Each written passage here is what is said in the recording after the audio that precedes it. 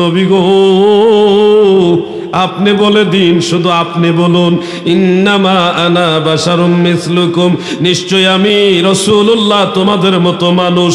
এই আয়াত পেয়ে ভিন্ন ঘরানার লোকগুলি তারা বড় আনন্দিত হয়ে গেছে, খুশি হয়ে গেছে। দেখো কোরআনের মধ্যে আছে নবী আমাদের মতোই মানুষ।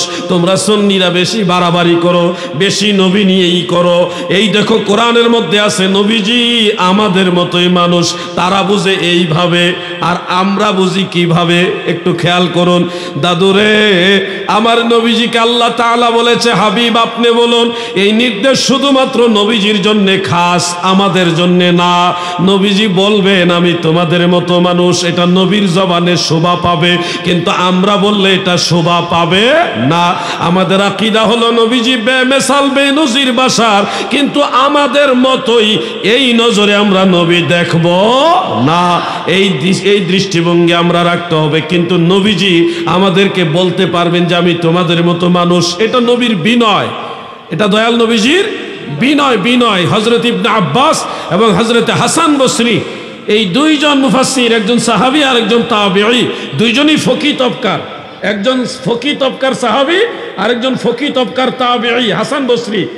তফসিরে খাজেন এবং তফসিরে বাগাবী, এই দুইটা তফসিরের মধ্যে উল্লেখ, এবং তফসিরে কবীরের মধ্যে আছে। সূরা কাহাফের 110 নম্বর আয়াতের তফসিরে পাবেন, এবং সূরা হামিম সাজদা এর 6 নম্বর আয়াতের তফসিরের মধ্যে পাবেন। যে কোনো ছাপা আপনি খুলতে পারেন, মিলিয়ে নেন। আমি বলে দিলাম, খুঁজে দেখেন, না পেলে আমাদের সহযোগিতা নেন। সেখানে উল্লেখ, নবী করিম সাল্লাল্লাহু আলাইহি ওয়াসাল্লাম মানুষদেরকে বলেছিলেন আমি তোমাদের মতো মানুষ। এটা ছিল লিতাওয়াদু, মানে নবীজির বিনয়, নম্রতা প্রকাশ করা। এটা নবীজি বললে মানায়, কিন্তু আমরা বললে মানাবে না। উদাহরণ হিসেবে আপনাদেরকে একটা কথা বলি। আমাদের আদি পিতা হযরতে আদম আলাইহিস সালাম, তিনি একটা দোয়া পাঠ করেছিলেন। আমরা প্রত্যেকেই মুনাজাতের মধ্যে এই দোয়াটা পাঠ করি। সেই দোয়াটা হলো রব্বানা যালামনা আনফুসানা ওয়া ইন লাম তাগফির লানা ওয়া তারহামনা লানাকুনান্না। এই দোয়া পাঠ করেছিলেন বাবা আদম আলাইহিস সালাম। দাদুরে, একটু খেয়ালের নজরে দেখো, বাবা আদম আলাইহিস সালাম বলতেছে রব্বানা, ওগো আমাদের রব, যালামনা, আমরা জুলুম করছি। বলেন তো, যারা জুলুম করে তাদেরকে কি বলা হয়? জালিম বলা হয়। আপনি যদি বুঝে শুনে আল্লাহর কোন নবীকে জালিম বলেন, ঈমান থাকবে না, সাথে সাথে বেঈমান হয়ে যাবেন। অথচ আদম নবী নিজেই বলতেছে রব্বানা যালামনা, আল্লাহ আমি জুলুম করছি। এটা আদম নবীর মুখে মানায়, আপনার আমার মুখে মানাবে না। হযরত ইউনূস আলাইহিস সালাম, তিনি আল্লাহর একজন নবী ছিলেন, রসুল ছিলেন। তিনার মাজার শরীফ কয়েকদিন আগে আমি গুনাহগার জিয়ারত করে আসছি। ওনার মাজার হলো ইরাকের মুসুল নগরে, ওই আরবিলের কাছাকাছি মুসুল শহরে হযরত ইউনূস আলাইহিস সালামের মাজার। ইউনূস নবী যখন এলাকা থেকে চলে যাচ্ছিলেন, সাগরের মাঝখানে, ওই বিশাল সাগরের মাঝখানে জাহাজ থেকে ওনাকে, এখানে লম্বা একটা ঘটনা আছে, আমি ঘটনা বললাম না। ওনাকে যখন ঘটনার প্রেক্ষাপটের আলোকে সাগরের মধ্যে ফেলে দিল, একটা মাছ এসে ওনাকে খেয়ে ফেললো। কোনো জায়গায় আছে ওই মাছটাকে আরেকটা মাছে খাইছে। যাই হোক, ওই মাছের ভিতরে থাকা অবস্থায় আল্লাহর পয়গম্বর হযরতে ইউনূস নবিউল্লাহ আলাইহিস সালাম, তিনি একটা দোয়া পাঠ করেছিলেন, যেটা আমরা বিপদ আপদে পড়লে, ঝড়ে কিংবা ঘূর্ণিঝড়ে, কঠিন মুসিবতে পড়লে পড়ি। আসেন একবার আমরা পড়ি, লা ইলাহা ইল্লা আনতা সুবহানাকা ইন্নী। আমার দাদু ভাইরা খেয়াল করে দেখেন, ইন্নী, নিশ্চয় আমি, কুনতু, আমি হয়ে গেছি, মিনাজ জালিমিন, জালিমদের অন্তর্ভুক্ত। ইউনূস নবী তিনি দোয়া করতেছে, আল্লাহ আমি জালিমদের অন্তর্ভুক্ত হয়ে গেছি। আল্লাহর রাসূল বলতেছে আমি জালিমদের অন্তর্ভুক্ত হয়ে গেছি। এখন আপনি যদি বলেন আল্লাহর পয়গম্বর, আল্লাহর নবী এবং রাসূল হযরতে ইউনূস নবিউল্লাহ তিনি জালিম ছিলেন, তাহলে সাথে সাথে আপনার ঈমান চলে যাবে, বেঈমান হয়ে যাবেন। অর্থাৎ নিকুনতু মিনাজ জালিমিন, আমি জালিমদের অন্তর্ভুক্ত হয়ে গেছি, এই কথাটা ইউনুস নবীর মুখে মানায়, আপনার আমার মুখে মানায় না। প্রিয় ভাই আমার, এই চট্টগ্রামে যে কোনো একজন মহান বুজুর্গ এসে আপনাদেরকে যদি বলে এই জমিনের উপরে আসমানের নিচে আমার মতো গুনাহগার পাপী আর কেউ নাই গো, এটা উনি বলতেই পারে, এটা ওনার নম্রতা, নমনীয়তা, ভদ্রতা, আল্লাহ তাআলার প্রতি তাকওয়া। কিন্তু ওনার এই কথাকে পুঁজি করে আপনারাও যদি বলেন অমুক বড় হুজুর নিজেই বলছে উনি সবচেয়ে বড় গুনাহগার, তার মানে উনি সবচেয়ে বড় খারাপ মানুষ, এটা কিন্তু যৌক্তিক হবে না, সঠিক হবে না। ওই কথাটা উনি বললে ওনার মুখে এই কথাটা মানায়, কিন্তু ওই কথা পুঁজি কইরা আপনারাও যদি বলেন উনি সবচেয়ে খারাপ, এটা আমাদের মুখে মানাবে না। বুঝতেছেন আপনারা বিষয়টা? আমার দয়াল নবীজি বলেছেন ইন্নামা আনা বাশারুম মিসলুকুম, আমার উম্মতেরা রে, নিশ্চয় আমি তোমাদের মতো মানুষ। এটা দয়াল নবীজি বিনয় নম্রতার কারণে বলেছেন, নবীজির মুখে এই কথা মানায়। কিন্তু আমরাও যদি বলি নবী আমাদের মতোই মানুষ, এটা উম্মত হিসেবে আমাদের জবানে মানাইবে না। আমাদের আকীদা নবীজি বেমিসাল বেনজির বাশার, কিন্তু আমাদের মতো এটা বলা যাবে।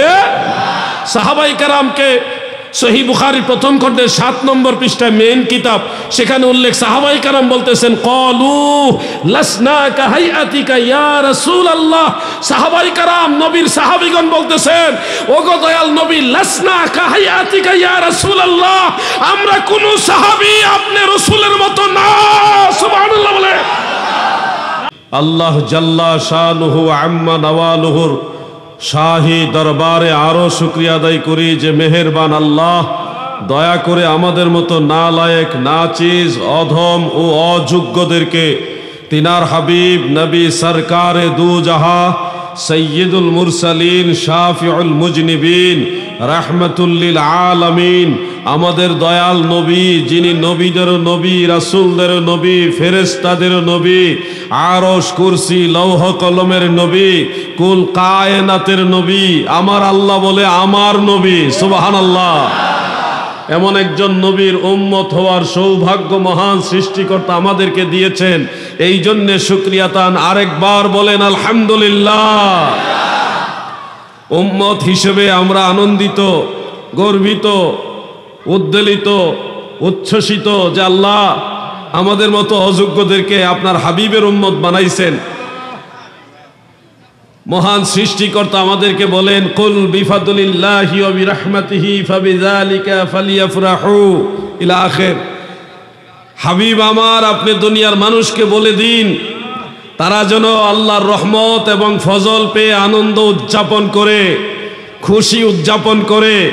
রঈসুল মুফাসসিরিন হযরত আব্দুল্লাহ ইবনে আব্বাস রাদিয়াল্লাহু তাআলা আনহুমা, তিনি এই আয়াতের তাফসীর করতেছেন আরেকটা আয়াত দ্বারা, সূরা আম্বিয়ার 107 নং আয়াত, ওমা আরসালনাকা ইল্লা রাহমাতাল লিল আলামিন।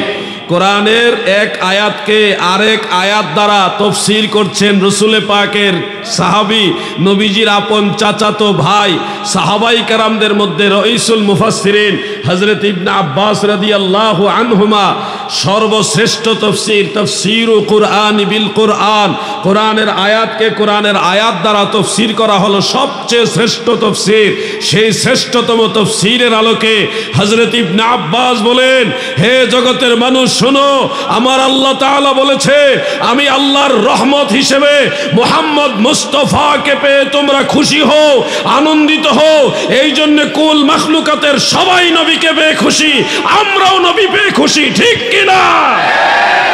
তোরা দেখে যা আমেনা মায়ের কোলে, তোরা দেখে যা। কয়েকদিন আগে দেখলাম একজন কওমি আলেম সোশ্যাল মিডিয়াতে এসে বলতেছে যে শুধু একটা বর্ণনার উপরে নির্ভর করে আমরা এই রহমত দ্বারা আমাদের নবীকে বুঝাই, ঈদে মিলাদুন নবী পালন করার চেষ্টা করি। তিনি বললেন এই ব্যাপারে আরো অনেক দলিল আছে, অনেক আসার হাদিস রয়েছে, যেখানে রহমত দ্বারা ইসলাম বোঝানো হয়েছে, রহমত দ্বারা কোরআনুল কারীমকে বোঝানো হয়েছে, আমরা সেই তাফসীরগুলি নেই না কেন, সেগুলির কথা বলি না কেন? আমি বলবো ভাই আমার, কিছুটা স্টাডি করুন, ভালো মতো লেখাপড়া করুন। তাফসীর সবগুলি এক সমান হয় না। কোন কোন তাফসীর আছে এক আয়াতকে আরেক আয়াত দ্বারা তাফসীর, কোন তাফসীর হলো কোরআনের আয়াতকে হাদিস দ্বারা তাফসীর করা, কোন তাফসীর আছে কোরআন এবং হাদিস কোনোটা দিয়ে নয়, সাহাবায়ে কেরামের নিজস্ব ইজতিহাদ দ্বারা তাফসীর করা, কোনোটা আছে তাবিঈদের কওল দ্বারা তাফসীর করা, কোনোটা আছে পরবর্তী মুফাসসিরিনে কেরামদের তাফসীর করা। সবগুলি এক ক্লাসের তাফসীর না। আর রহমত দ্বারা রাহমাতুল লিল আলামিন, এটা সর্বশ্রেষ্ঠ তাফসীর, এর উপর আর কোনো তাফসীর নাই। কোরআনকে কোরআন দিয়ে তাফসীর কে করেছে? আল্লাহ রাসূলের সাহাবী করেছে, নবীর চাচাতো ভাই করেছে, রাইসুল মুফাসসিরিন করেছে। এই তাফসীরের উপর আর কোনো তাফসীর চলবে না। অন্য তাফসীরগুলি মানতে পারেন, আমরা ওগুলোর বিরুদ্ধে না, কিন্তু সবচেয়ে শ্রেষ্ঠতম তাফসীর অনুযায়ী আমরা নবীজির মিলাদ উপলক্ষে বা নবীজির বেলাদাত শরীফ উপলক্ষে আনন্দিত হই, এটার উপরে আর কোনো দলিল নাই। আমার নবীজির এই বিষয়গুলো কেন যেন এক শ্রেণীর মানুষ নেগেটিভ বানাইতে চায়। আমরা নবীজিকে রহমত হিসেবে পেয়ে খুশি, এটা তো পজিটিভ। আর রহমত হিসেবে নবীজিকে বোঝানো হয়নি, রহমত হিসেবে কোরআন বোঝানো হয়েছে, রহমত দ্বারা ইসলাম বোঝানো হয়েছে। মানে নবীজি থেকে ডাইভার্ট করে ভিন্ন দিকে নিয়ে এই বিষয়টাকে একটু নরমাল বানিয়ে দেওয়া, এই বিষয়টাকে আলোচনার বিষয়বস্তু থেকে সরিয়ে দেওয়া, এটা হলো তাদের মূল টার্গেট।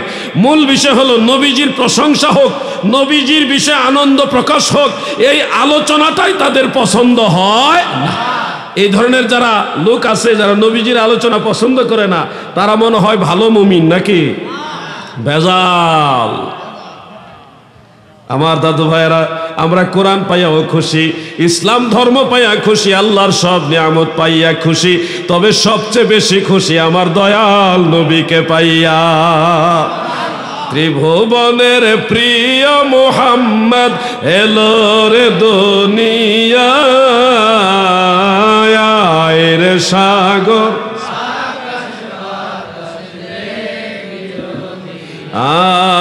আয় রে সাগর।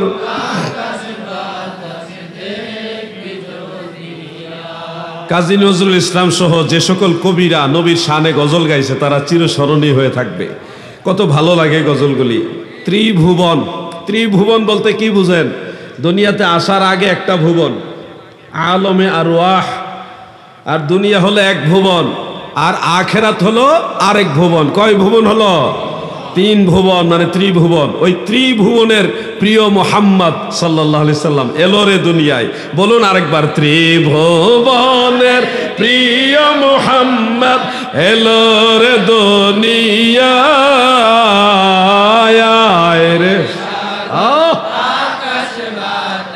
দেখবি যদি আয় রে সাগর।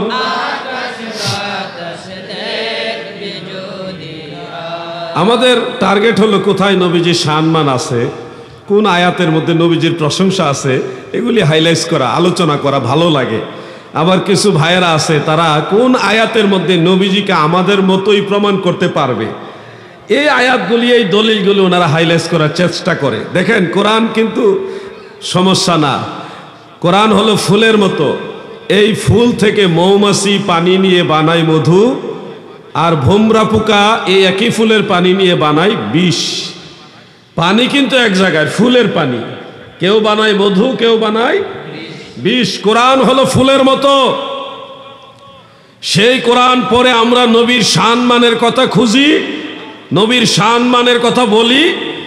আবার এই একই কোরআন পরে কেউ আছে, দেখবেন নবী আমাদের মতোই মানুষ, এগুলি প্রমাণ করার জন্য চেষ্টা করে। কোরআন একটা, ওই কিন্তু দৃষ্টিভঙ্গি দুইটা। কথা কি বুঝতেছেন আপনারা? আমরাও সব আয়াত পড়ি, তারা যে আয়াতে কারিমাগুলি দিয়ে নবীজির দোষ খুঁজে, নবীজির দুর্বলতা খুঁজে, আমরাও কিন্তু সেগুলি পড়ছি, কিন্তু আমরা সেগুলির মধ্যে নবীজির সম্মান খুঁজে পাই। যেমন একটা উদাহরণ হিসেবে আপনাদের সামনে আয়াতে কারিমা উপস্থাপন করি, আপনারা অনেকে এটা মুখস্থ জানেন।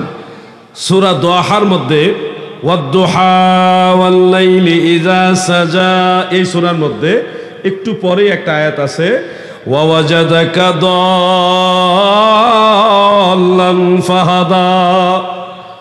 এই আয়াতের অর্থ আমরা সুন্নি মুসলমানেরা একভাবে বুঝি, আবার এই একই আয়াতের অর্থ বিপদগামী যারা তারা আরেকভাবে বুঝে।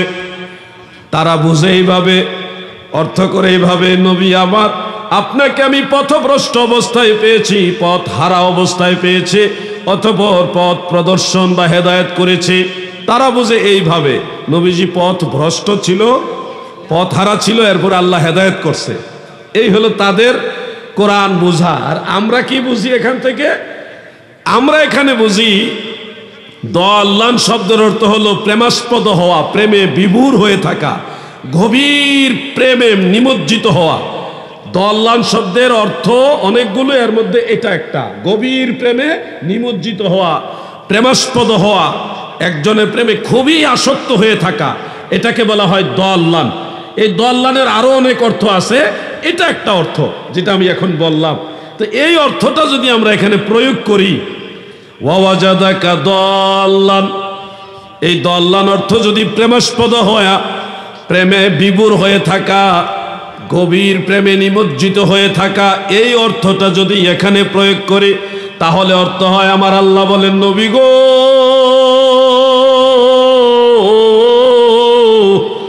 আমি আল্লাহ আপনাকে আমার প্রেমে বিভোর অবস্থায় পেয়েছি, আমি আল্লাহর প্রেমে নিমজ্জিত অবস্থায় পেয়েছি বন্ধু। এই প্রেমাস্পদ অবস্থায় পেয়ে ফাহাদা, দুনিয়ার মানুষকে হেদায়েত করার জন্য আপনাকে কোরআন দিয়েছি। তাহলে খাপে খাপ সুন্দর অর্থ ম্যাচিং হয়ে যায়। নবীজি গোমরা ছিলেন, এটা কখনো কোনো মুসলমান বলতে পারে না। নবীগণ কখনো গুমরাহিতে নিমজ্জিত হন না। নবীগণ হলো জাতির দিশা, গোটা সৃষ্টি জগতের দিশা। ওনারা নিষ্পাপ এবং মাসুম, ওনাদের কোনো ভুল নাই, গুনাহ নাই। নবীদের পথ আমাদের নাজাতের পথ, নবীদের কর্ম আমাদের ধর্ম, নবীদেরকে অনুসরণ করাই হলো জান্নাতে যাওয়ার রাস্তা। আর সেই নবীরা গুমরা ছিল, পথভ্রষ্ট ছিল, এরপরে হেদায়েত করা হয়েছে, এই চিন্তাটা কখনো কোনো মুসলমানের মাথায় আসতে পারে না। বরং হেরা গুহার ভিতরে আমার দয়াল নবী আল্লাহর প্রেমে বিভোর ছিল, ধ্যানমগ্ন ছিল। ওই হেরা গুহায়, হেরা গুহার কথা তো জানেন আপনারা, জাবালে নূর, জাবালে নূর, ওই পাহাড়ের উপর একটা গুহার মধ্যে আমার দয়াল নবীজি বেশ কিছুদিন ধ্যান করেছিলেন, মুরাকাবা করেছিলেন। ওই অবস্থায় জিবরিল আমিন আলাইহিস সালাম কোরআন নিয়ে নবীজির কাছে এসেছেন, এসে কোরআন নাজিল করলেন। এরপরেই নবীজি দুনিয়ার মানুষকে হেদায়েতের বাণী শোনানো শুরু করলেন আনুষ্ঠানিকভাবে। এই প্রেক্ষাপট মিলান যে হাবিব আমি আপনাকে আমার প্রেমে বিভোর অবস্থায় হেরা গুহার মধ্যে পেয়েছিলাম, এরপরে কোরআন নাজিল করলাম দুনিয়ার মানুষের হেদায়েতের জন্যে। তাহলে দেখেন বাস্তবে মিলে যায়, নবীর শান মানও পাওয়া যায়। কিন্তু আপনি যদি সুন্নি মুসলমান না হয়ে ভিন্ন লাইনের হন, তাহলে আপনি দেখবেন অর্থ করবেন কি, আপনাকে আমি পথভ্রষ্ট অবস্থায় বা পথ হারা অবস্থায় পেয়েছি, এরপরে হেদায়েত করেছি, পথ প্রদর্শন করেছি। মানে আপনি নবীজিকে গুমরা বানাইবেন, আবার হেদায়েতে আনবেন। তাহলে দৃষ্টিভঙ্গি আলাদা। কোরআনের আয়াত কিন্তু দুই না, কোরআনের আয়াত একই, দৃষ্টিভঙ্গি দুই রকম। আপনি পড়েছেন কোরআন, আমরাও পড়েছি। আপনি যেই নজরে পড়েছেন আমরা ওই নজরে পড়ি নাই, আমরা নবীর মহব্বত নিয়ে পড়ছি, যার কারণে কোরআনের সঠিক মর্মার্থ আমাদের হৃদয়ে আল্লাহ তাআলা পরিস্ফুটিত করেছেন। নবীর সম্মানে যদি আপনি না বুঝেন, আরে যেই সন্তান তার মা বাবার সম্মান দিতে জানে না, সে সমাজের কল্যাণ করতে পারে না, ঠিক কিনা বলে? নিজের মা বাবাকে যে সন্তান ইজ্জত দিবে না, সে সমাজের অন্য মুরব্বীদের সম্মান করবে, এটা কোনোদিনও অরিজিনাল হতে পারে না। যে সন্তান তার মা বাবাকে সম্মান করে, সে পারিবারিক শিক্ষায় শিক্ষিত হয়ে, ওই দীক্ষায় দীক্ষিত হয়ে সমাজকে সুন্দরভাবে সাজাতে পারবে। ঠিক তেমনি ভাবে যেই উম্মত তার নবীকে ইজ্জত করতে পারে না, সে কখনো সঠিক উম্মত হতে পারে না, ঠিক কিনা বলে? আমার কথা শুনুন, কোরআন পড়লে হবে না, কোরআন বোঝার চেষ্টা করতে হবে। দাদু গো, এই কোরআনের মধ্যে আমার নবীর শান ও আজমত কত ভাবে আল্লাহ তাআলা তুলে ধরেছেন। আমি আরেকটা আয়াতে কারিমা আপনাদের পরে শোনাই, শোনাবো? ঘুমাই রয়েছেন নাকি? যেমন একটা আয়াতে কারিমা, আপনারা অনেকে এটা মুখস্থ জানেন, আলাম নাশরাহ লাকা সাদরাক, পারেন না এটা? সূরা ইনশিরা শুরুর আয়াত থেকে প্রথম আয়াত, আলাম নাশরাহ লাকা সাদরাক। এই যে আয়াতে কারিমাটা আমরা সুন্নিরা পড়ি একভাবে, আর ওয়াহাবিরা বুঝে আরেকভাবে। ওয়াহাবি বললে রেগে যাবেন না প্লিজ, আমাদেরকে সুন্নি বললে আমরা রেগে যাই না, কারণ সুন্নি নবীর দল, সুন্নি ওলিয়া উলিয়ার দল, সুন্নি জান্নাতি দল, ঠিক কিনা? আপনাকে ওয়াহাবি বললে আপনি রেগে যান, এখানে বোঝা যাচ্ছে ডাল মে কুচ কালা হয়। এই দলের নাম শুনলেই, ওয়াহাবির নাম শুনলেই খারাপ লাগে, তাহলে বোঝা যাচ্ছে এটা ভালো জিনিস না, নাকি? সুন্নি বললে আপনারা কি রেগে যান, মাইন্ড করেন? কারণ কি, এটা আমার নিজের বানাইনা দল না, এটা মদিনাওয়ালার দল, এটা ইমাম হুসাইনের দল, ঠিক কিনা বলেন? এই জন্য আমার টেনশন নাই। আমাদেরকে যদি সুন্নি হিসেবে কেউ জিলাফি বলে, জিলাফি নো টেনশন, জিলাফি ভালো জিনিস, মিষ্টান্ন, এটা আমরা সুন্নিরা খাই, খেজুর খাই, জিলাফি খাই, এরপরে আরো হালুয়া খাই, যেগুলি একটু মিষ্টান্ন খাবার, এগুলি আমরা সুন্নিরা পছন্দ করি। তবে যারা একটু ওয়াহাবি টাইপের, তারা এই জিলাফির নামই শুনতে পারে না, তারা এটা পছন্দ করে না, তাদের গণহারে ডায়াবেটিস। যারা ডায়াবেটিস রোগী তাদের জন্য জিলাপি খাওয়া বিদআত, ক্ষতিকারক আর কি। ডায়াবেটিস রোগীর জন্য জিলাপি, তাদের ভাষাই বললাম। আমরা জিলাপি খেয়ে অসন্তুষ্ট না, যারা ডায়াবেটিস তারা খায়েন না, কিন্তু আমরা জিলাপি পছন্দ করি। সুন্নিরা ঈদে মিলাদুন্নবীতে বিরিয়ানি রান্ধে, খিচুড়ি রান্ধে, আরো অনেক কিছু খাওয়ায়। আপনারা খাওয়ান কিনা? গত মিলাদুন্নবীতে হবিগঞ্জে একজন ওয়াহাবি মৌলভী সাহেব সারা বছর মিলাদুন্নবীর বিরোধিতা করছে। যে কোনো এক ভাজে পইরা উনি মিলাদুন্নবীর বিরিয়ানি পাইছে, বিরিয়ানির মধ্যে গরুর গোশত পাইয়া খায়, আর কি জন্যে যে তারা মিলাদুন্নবীর বিরোধিতা করে, কত স্বাদ বিরিয়ানি, অথচ উনি সারা বছর মিলাদুন্নবীর বিরোধিতা করছে। এখন বিরিয়ানি পাইয়া গরুর গোশত, আর বিরিয়ানি পাইয়া কয় কি জন্যে যে বিরোধিতা করে, কত মজা বিরিয়ানি। প্রিয় ভাই আমার, এই জন্য আমরা খাওয়া দাওয়া এগুলি নিজেরা করাই, আনন্দের সাথে করাই, নিজেরা খাই, মানুষকে খাওয়ায়, এটার মধ্যে একটা মহব্বত আছে। আমি কয়েকদিন আগে ইরাক গেছিলাম। ইরাকে শেরে খোদা মাওলা আলী রাদিয়াল্লাহু আনহুর মাজার শরীফে যখন গেলাম, দেখি রাস্তার দুই পাশে বড় বড় ডেক দিয়া রান্না কইরা মানুষের জোর করে খাওয়াইতেছে, ডাকতেছে আর খাওয়াইতেছে, কোনো টাকা পয়সা না, ফ্রি। চা ডেকে ডেকে খাওয়াইতেছে, মানে সবার জন্য খাবার ফ্রি, পানি ফ্রি, গণহারে পানি ফ্রি, থইয়ে রাখছে, যার যতটি লাগে নিয়ে যান। এইভাবে মানুষ, এইভাবে মানুষকে মেহমানদারি করতেছে। ঠিক একই দৃশ্য কারবালার ময়দানে গিয়ে দেখলাম। ইমাম হুসাইন রাদিয়াল্লাহু আনহুর মাজারের পাশেও যত দোকানপাট আছে সব দোকানে ফ্রি পানি, খাবার ফ্রি, রান্না করা বিরিয়ানি, ভিআইপি খাবার, এগুলি ফ্রি ফ্রি দিয়ে রাখছে। আবার আপনি চাইলে কিনেও খাইতে পারবেন, এরকম ব্যবস্থাও আছে। এই যে একটা আন্তরিকতা, এটা মূলত আহলে বাইত রাসূলকে যারা ভালোবাসে, দয়াল নবীজিকে যারা ভালোবাসে, যারা সাহাবাই কেরামকে ভালোবাসে, যারা সুন্নি মোনা, তারাই মানুষকে খাওয়ায়। এই খাওয়াইবার জন্য আলাদা কলিজা লাগে, চাইলেই আপনি মানুষকে খাওয়াইতে পারবেন না, এটার জন্য আসমানি একটা বাজেট লাগবে। যেই লোক মানুষকে খাওয়ায়, মনে করতে হবে আল্লাহ তারে পছন্দ করছে বিধায় তাকে দিয়ে মানুষকে আল্লাহ খাওয়াইতেছে। সুবহানাল্লাহ, এখানে একটা আসমানি বাজেটের ব্যাপার আছে। প্রিয় ভাই আমার, বন্ধুরা আমার, পবিত্র কোরআনের সূরা ইনশিরায়ের প্রথম আয়াত আপনাদেরকে বলছিলাম, আলাম নাশরাহ লাকা সাদরাক। এই আয়াতের অর্থ আমরা সুন্নি মুসলমান বুঝি একরকম, কিন্তু যারা ভিন্ন ঘরনার তারা বুঝে ভিন্ন রকম। যেমন আমি বোঝানোর জন্য উপস্থাপন করি, তারা বলে আমার নবীজি যখন মেরাজে যায়, তখন নবীজির কাছে জিবরিল আমিন ফেরেশতা আসলো, এসে আমার নবীজির সিনা মুবারককে চাক করলেন, মানে ফেরে ফেললেন, চিরে ফেললেন। এরপরে নবীজির কাল মুবারক বের করে নবীজির ভিতরে যত ময়লা ছিল, যত দোষ ত্রুটি ছিল, যত শর্টকামিং ছিল এগুলি বের করে পরিষ্কার করে জমজমের পানি দিয়ে ধুইয়া আবার জায়গার মধ্যে রেখে এরপরে জিবরিল আমিন আগের মতো সেটিং করছে। এটা হলো যারা সুন্নি না ওয়াহাবি তারা এইভাবে বুঝে আমার নবীর কালবের মধ্যে নাকি ময়লা ছিল, দুষ্টটি ছিল, আবর্জনা ছিল। নাউজুবিল্লাহ বলেন। কিন্তু আমরা সুন্নি মুসলমান, আমরা ওই একই আয়াত পড়ি, এই আয়াতের তাফসীর পড়ি, পড়তে গিয়ে আমরা বুঝি সহিহ বুখারী এবং মুসলিম সহ অন্যান্য কিতাবের মধ্যে উল্লেখ, আমার দয়াল নবী যখন মেরাজে যাবে গো,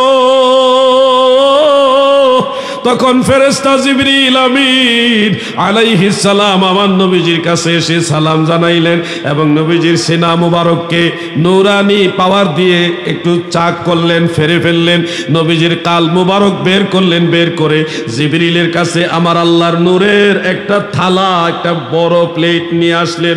সেই নূরের থালার মধ্যে, প্লেটের মধ্যে অনেক সুন্দর সুন্দর নূর ছিল, নূরুন আলা নূর।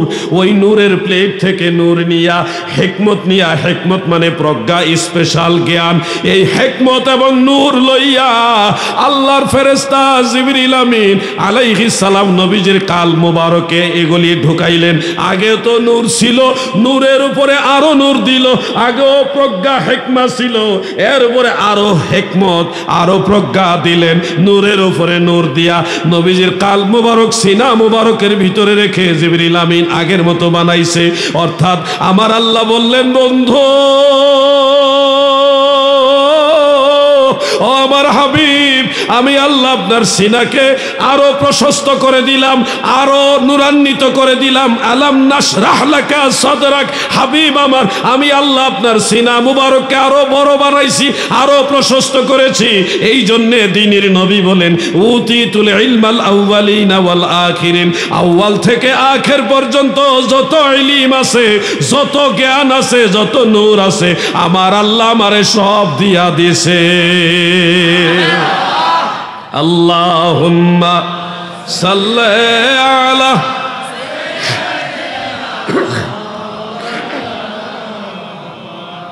ওয়া আলা আলি।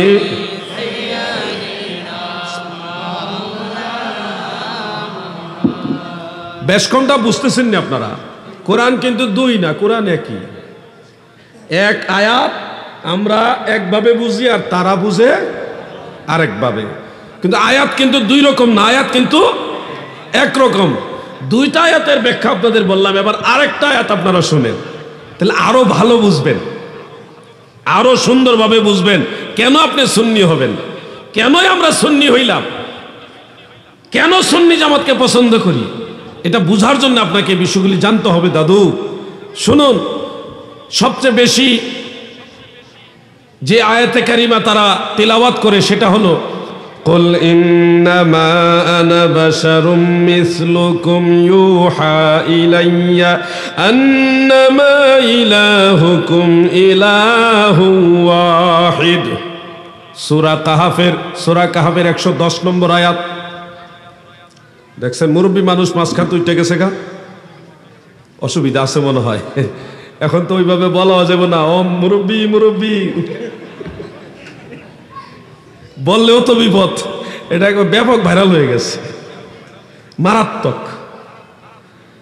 অসুবিধা থাকতেই পারে, আমরা সেটা নেগেটিভ দেখব না, তবে মাঝখান থেকে, একেবারে মাঝখান থেকে একজন মুরব্বী মানুষ উঠে গেলে মনে হয় যে অসুবিধা, আসলে অসুবিধা। আল্লাহ যেন সব মুরব্বীদেরকে সুস্থতার সাথে নেক হায়াত দারাজ করে, বলে না আমিন। প্রিয় ভাই আমার, বন্ধুরা আমার, যে আয়াতে কারিমা আপনাদেরকে শোনালাম সূরা কাহাফের 110 নম্বর আয়াত, আমার আল্লাহ তাআলা নবীজিকে ইন্ডিকেট করে বললেন, কুল হাবিব আমার, আপনি বলুন। শুধুমাত্র নবীজিকে ইন্ডিকেট করে বলতেছেন, নবী গো আপনি বলে দিন, শুধু আপনি বলুন, ইন্নামা আনা বাশারুম মিসলুকুম, নিশ্চয় আমি রাসূলুল্লাহ তোমাদের মতো মানুষ। এই আয়াত পেয়ে ভিন্ন ঘরানার লোকগুলি তারা বড় আনন্দিত হয়ে গেছে, খুশি হয়ে গেছে। দেখো কোরআনের মধ্যে আছে নবী আমাদের মতোই মানুষ, তোমরা সুন্নিরা বেশি বাড়াবাড়ি করো, বেশি নবী নিয়েই করো। এই দেখো কোরআনের মধ্যে আছে নবীজি আমাদের মতোই মানুষ, তারা বুঝে এইভাবে আর আমরা বুঝি কিভাবে। একটু খেয়াল করুন দাদুরে, আমার নবীজিকে আল্লাহ তাআলা বলেছে হাবিব আপনি বলুন, এই নির্দেশ শুধুমাত্র নবীজির জন্য খাস, আমাদের জন্য না। নবীজি বলবেন আমি তোমাদের মতো মানুষ, এটা নবীর জবানে শোভা পাবে, কিন্তু আমরা বললে এটা শোভা পাবে না। আমাদের আকীদা হলো নবীজি বেমিসাল বেনজির বাশার, কিন্তু আমাদের মতোই এই নজরে আমরা নবী দেখব না। এই দৃষ্টিভঙ্গি আমরা রাখতে হবে। কিন্তু নবীজি আমাদেরকে বলতে পারবেন যে আমি তোমাদের মতো মানুষ, এটা নবীর বিনয়, এটা দয়াল নবীজির বিনয়। বিনয় হযরত ইবনে আব্বাস এবং হযরত হাসান বসরি, এই দুইজন মুফাসসির, একজন সাহাবী আর একজন তাবেঈ, দুইজনই ফকিহ তবকার। একজন ফকিহ তবকার সাহাবী আর একজন ফকিহ তবকার তাবেঈ হাসান বসরি। তফসিরে খাজেন এবং তফসিরে বাগাবী, এই দুইটা তফসিরের মধ্যে উল্লেখ, এবং তফসিরে কবীরের মধ্যে আছে। সূরা কাহাফের 110 নম্বর আয়াতের তফসিরে পাবেন, এবং সূরা হামিম সাজদা এর 6 নম্বর আয়াতের তফসিরের মধ্যে পাবেন। যে কোনো ছাপা আপনি খুলতে পারেন, মিলিয়ে নেন। আমি বলে দিলাম, খুঁজে দেখেন, না পেলে আমাদের সহযোগিতা নেন। সেখানে উল্লেখ, নবী করিম সাল্লাল্লাহু আলাইহি ওয়াসাল্লাম মানুষদেরকে বলেছিলেন আমি তোমাদের মতো মানুষ। এটা ছিল লিতাওয়াদু, মানে নবীজির বিনয়, নম্রতা প্রকাশ করা। এটা নবীজি বললে মানায়, কিন্তু আমরা বললে মানাবে না। উদাহরণ হিসেবে আপনাদেরকে একটা কথা বলি। আমাদের আদি পিতা হযরতে আদম আলাইহিস সালাম, তিনি একটা দোয়া পাঠ করেছিলেন। আমরা প্রত্যেকেই মোনাজাতের মধ্যে এই দোয়াটা পাঠ করি। সেই দোয়াটা হলো রব্বানা যালামনা আনফুসানা ওয়া ইন লাম তাগফির লানা ওয়া তারহামনা লানাকুনান্না। এই দোয়া পাঠ করেছিলেন বাবা আদম আলাইহিস সালাম। দাদুরে একটু খেয়ালের নজরে দেখো, বাবা আদম আলাইহিস সালাম বলতেছে রব্বানা, ওগো আমাদের রব, যালামনা, আমরা জুলুম করছি। বলেন তো যারা জুলুম করে তাদেরকে কি বলা হয়? জালিম বলা হয়। আপনি যদি বুঝে শুনে আল্লাহর কোন নবীকে জালিম বলেন, ঈমান থাকবে না, সাথে সাথে বেঈমান হয়ে যাবেন। অথচ আদম নবী নিজেই বলতেছে রব্বানা যালামনা, আল্লাহ আমি জুলুম করছি। এটা আদম নবীর মুখে মানায়, আপনার আমার মুখে মানাবে না। হযরত ইউনূস আলাইহিস সালাম, তিনি আল্লাহর একজন নবী ছিলেন, রসুল ছিলেন। তিনার মাজার শরীফ কয়েকদিন আগে আমি গুনাহগার জিয়ারত করে আসছি। ওনার মাজার হলো ইরাকের মুসুল নগরে, ওই আরবিলের কাছাকাছি মুসুল শহরে হযরত ইউনূস আলাইহিস সালামের মাজার। ইউনূস নবী যখন এলাকা থেকে চলে যাচ্ছিলেন, সাগরের মাঝখানে, ওই বিশাল সাগরের মাঝখানে জাহাজ থেকে ওনাকে, এখানে লম্বা একটা ঘটনা আছে, আমি ঘটনা বললাম না, ওনাকে যখন ঘটনার প্রেক্ষাপটের আলোকে সাগরের মধ্যে ফেলে দিল, একটা মাছ এসে ওনাকে খেয়ে ফেললো। কোন জায়গায় আছে ওই মাছটাকে আরেকটা মাছে খাইছে। যাই হোক, ওই মাছের ভিতরে থাকা অবস্থায় আল্লাহর পয়গম্বর হযরতে ইউনূস নবিউল্লাহ আলাইহিস সালাম, তিনি একটা দোয়া পাঠ করেছিলেন, যেটা আমরা বিপদ আপদে পড়লে, ঝড়ে কিংবা ঘূর্ণিঝড়ে, কঠিন মুসিবতে পড়লে পড়ি। আসেন একবার আমরা পড়ি, লা ইলাহা ইল্লা আনতা সুবহানাকা ইন্নী। আমার দাদু ভাইরা খেয়াল করে দেখেন, ইন্নী, নিশ্চয় আমি, কুনতু, আমি হয়ে গেছি, মিনাজ জালিমিন, জালিমদের অন্তর্ভুক্ত। ইউনূস নবী তিনি দোয়া করতেছে, আল্লাহ আমি জালিমদের অন্তর্ভুক্ত হয়ে গেছি। আল্লাহর রাসূল বলতেছে আমি জালিমদের অন্তর্ভুক্ত হয়ে গেছি। এখন আপনি যদি বলেন আল্লাহর পয়গম্বর, আল্লাহর নবী এবং রাসূল হযরতে ইউনূস নবিউল্লাহ তিনি জালিম ছিলেন, তাহলে সাথে সাথে আপনার ঈমান চলে যাবে, বেঈমান হয়ে যাবেন। অর্থাৎ নিকুনতু মিনাজ জালিমিন, আমি জালিমদের অন্তর্ভুক্ত হয়ে গেছি, এই কথাটা ইউনূস নবীর মুখে মানায়, আপনার আমার মুখে মানায় না। প্রিয় ভাই আমার, এই চট্টগ্রামে যে কোনো একজন মহান বুজুর্গ এসে আপনাদেরকে যদি বলে এই জমিনের উপরে আসমানের নিচে আমার মতো গুনাহগার পাপী আর কেউ নাই গো, এটা উনি বলতেই পারে, এটা ওনার নম্রতা, নমনীয়তা, ভদ্রতা, আল্লাহ তাআলার প্রতি তাকওয়া। কিন্তু ওনার এই কথাকে পুঁজি করে আপনারাও যদি বলেন অমুক বড় হুজুর নিজেই বলছে উনি সবচেয়ে বড় গুনাহগার, তার মানে উনি সবচেয়ে বড় খারাপ মানুষ, এটা কিন্তু যৌক্তিক হবে না, সঠিক হবে না। ওই কথাটা উনি বললে ওনার মুখে এই কথাটা মানায়, কিন্তু ওই কথা পুঁজি কইরা আপনারাও যদি বলেন উনি সবচেয়ে খারাপ, এটা আমাদের মুখে মানাবে না। বুঝতেছেন আপনারা বিষয়টা? আমার দয়াল নবীজি বলেছেন ইন্নামা আনা বাশারুম মিসলুকুম, আমার উম্মতেরা রে, নিশ্চয় আমি তোমাদের মতো মানুষ। এটা দয়াল নবীজি বিনয় নম্রতার কারণে বলেছেন, নবীজির মুখে এই কথা মানায়। কিন্তু আমরাও যদি বলি নবী আমাদের মতোই মানুষ, এটা উম্মত হিসেবে আমাদের জবানে মানাইবে না। আমাদের আকীদা নবীজি বেমিসাল বেনজির বাশার, কিন্তু আমাদের মতো এটা বলা যাবে। সাহাবায়ে কেরামকে সহিহ বুখারীর প্রথম খণ্ডের 7 নম্বর পৃষ্ঠায় মেইন কিতাব, সেখানে উল্লেখ, সাহাবায়ে কেরাম বলতেছেন ক্বালু লাসনা কাহাইয়াতিকা ইয়া রাসূলুল্লাহ।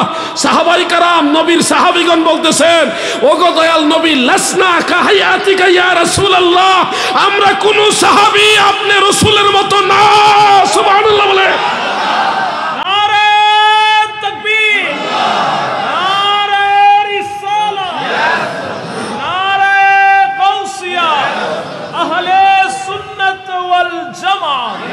এই জন্য আপনাদের বলছি কাজী নজরুল ইসলামের সেই গজল, ত্রিভুবনের প্রিয় মুহাম্মদ এলো রে,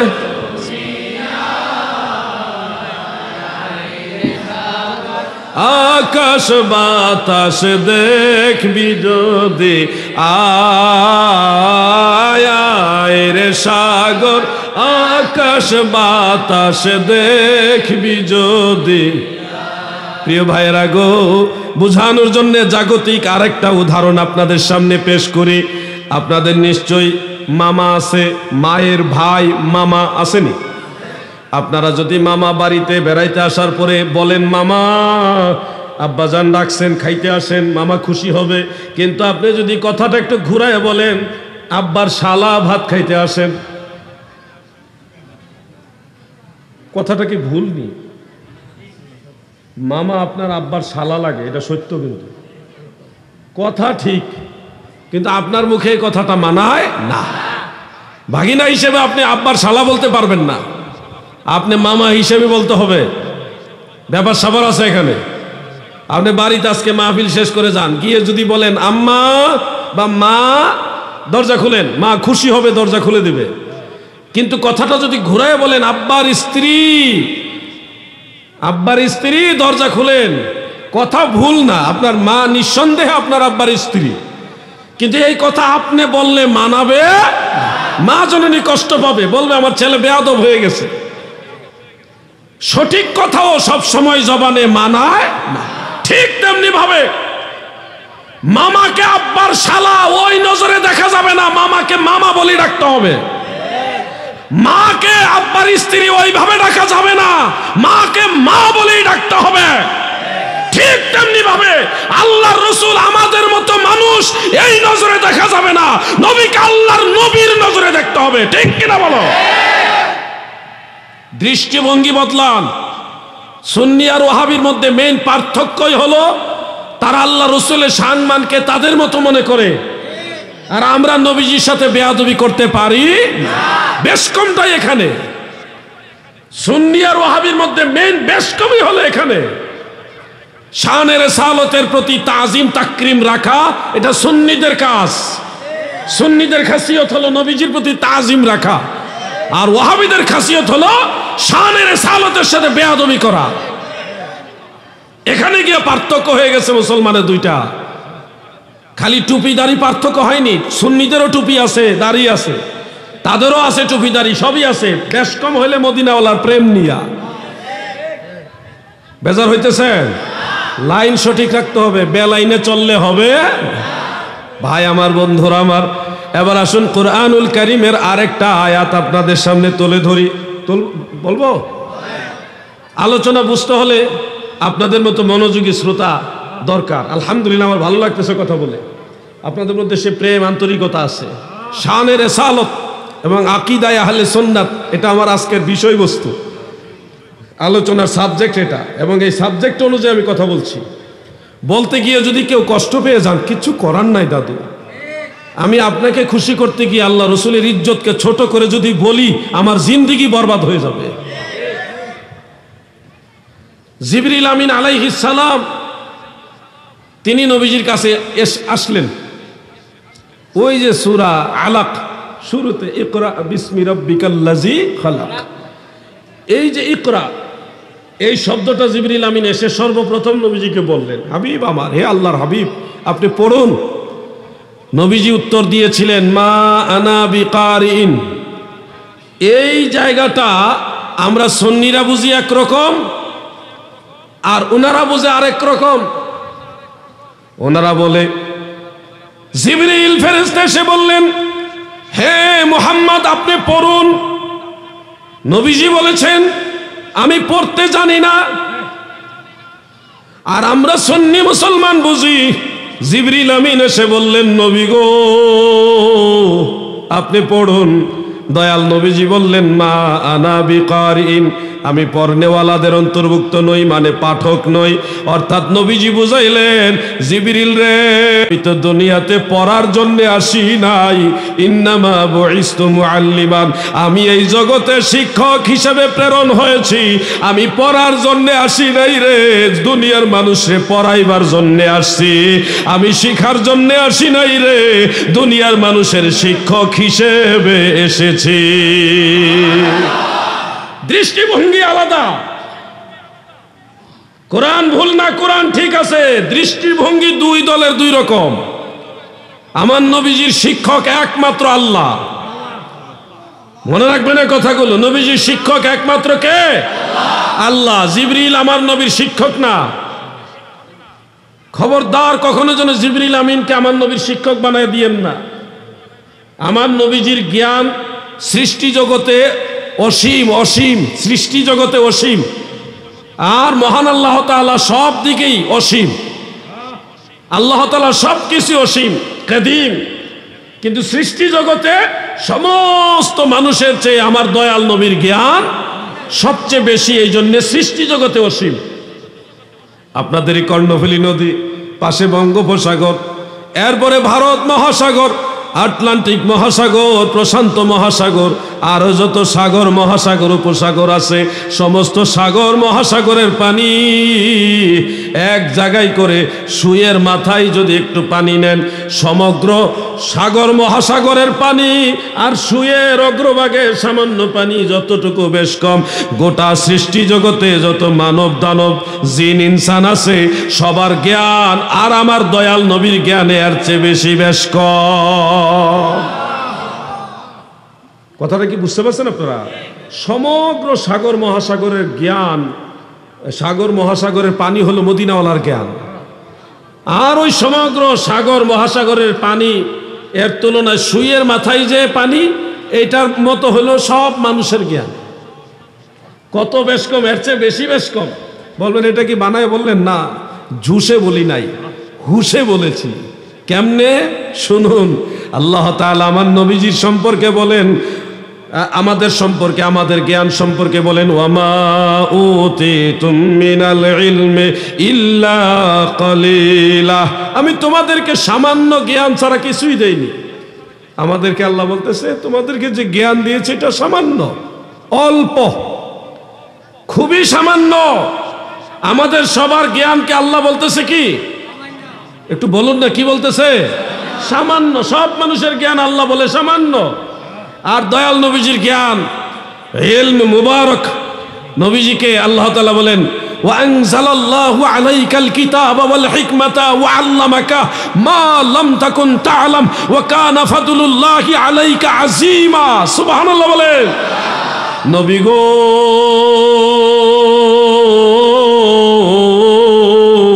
আল্লাহ তাআলা আপনাকে কিতাব দিয়েছেন, হিকমত দান করেছেন, ওয়া আল্লামাকা, এবং আপনাকে শিক্ষা দিয়েছেন মা লাম তাকুন তাআলাম, যা কিছু আপনার অজানা ছিল।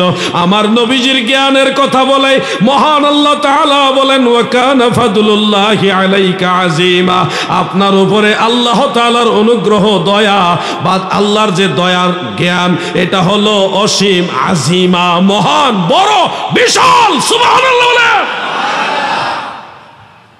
সব মানুষের জ্ঞানকে আল্লাহ বলেছে কলিল, আর নবীজির জ্ঞানকে উল্লেখ করে বলে আজিম। আজিম, আজিম শব্দটা কেমন?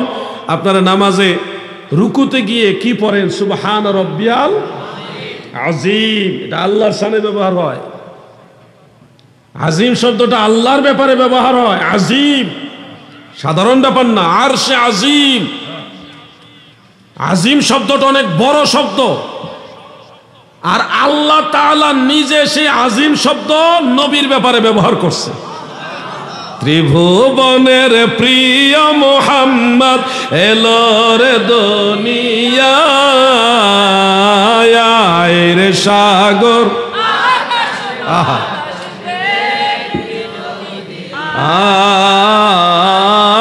আয় রে সাগর। প্রিয় ভাইয়েরা আমার, দিলের কান লাগায় কথাগুলি শুনবেন। কেন সুন্নি হবেন? এই কোরআন বুঝার জন্য সুন্নি হইয়া বুঝতে হবে, নাহলে কোরআন পয়রা সঠিক বিষয় বুঝতে পারবেন। এই জমানাটা একটা ফিতনার জমানা। আপনারা মাজারে যাইলে আপনাদেরকে বলবে মাজার পূজারী, শিরিক বিদআতের আস্তানা হইল মাজার, এই ধরনের কথা আপনাদের বলবে। অথচ কোরআন খুলে দেখেন, কোরআন সূরা কাহাফের 21 নম্বর আয়াত, ওই আসহাবে কাহাফের গুহা আল্লাহ আমাকে সেখানেও যাওয়ার তৌফিক দিছে, আলহামদুলিল্লাহ। এটা হলো জর্ডানের রাজধানী আম্মানের ফিলাডেলফিয়া যে শহর, এখনো সেই শহরের অবশিষ্টাংশ আছে। সেই ফিলাডেলফিয়া শহর থেকে 20 মিনিটের মতো সময় লাগে ওই আসহাবে কাহাফের গুহায় যেতে। সেই গুহার ভিতর ঢুকছি, এবং সেই গুহার ভিডিও চিত্র আমি ফেসবুকে আপনাদের দেখার জন্য আপলোড দিয়েছি। 7 জন আল্লাহর ওলির মাজার আছে। সেই কুকুর যার নাম হলো কিতমির, কোরআন শরীফের মধ্যে কুকুরের নামটাও আছে। সে কিতমিরের সে সমাধি, সেটাও আছে। 10টা প্রাণী জান্নাতে যাবে, এর মধ্যে একটা প্রাণী হলো আসহাবে কাহাফের সেই কুকুর। সুবহানাল্লাহ বলেন। আল্লাহর ওলিদের সাথে থাকার কারণে, আল্লাহর ওলিদের সোহবতে থাকার কারণে একটা কুকুর জান্নাতে যাবে। তা আল্লাহর ওলিদের সোহবতে যদি আপনারা থাকেন, তাহলে আল্লাহর ওলিদের সোহবতের বরকতে আল্লাহ আমাদেরকে জান্নাতে দিতে পারে কি পারে না? কুকুর যদি জান্নাতে যেতে পারে আল্লাহর ওলিদের সোহবতের কারণে, আমরা কেন পারবো না? কোরআন থেকে শিক্ষা নেন, কোরআন থেকে শিক্ষা নেন। শুধু বাংলা অনুবাদ পড়লে হবে না, ভাবার্থ বুঝতে হবে, মর্মার্থ বুঝতে হবে। কি বুঝাইছে আল্লাহ তাআলা? আসহাবে কাহাফের কুকুর দিয়ে আমাদেরকে আল্লাহ কি বুঝাইলেন সেটা বুঝতে হবে আপনাদেরকে। ওনারা যখন ইন্তেকাল হয়ে গেলেন, 309 বছর ঘুমিয়েছিলেন, এরপরে উঠছে, খাবারের জন্য গেছে। 300 বছরের আগের মুদ্রা, এটা দেখে মানুষ সন্দেহ করলো, ওনাদের আটকাইলো, যাচাই বাছাই করলো, 300 বছরের আগের ইতিহাস খুঁজলো, খুঁজে দেখে ওনারা 300 বছরের আগের মানুষ।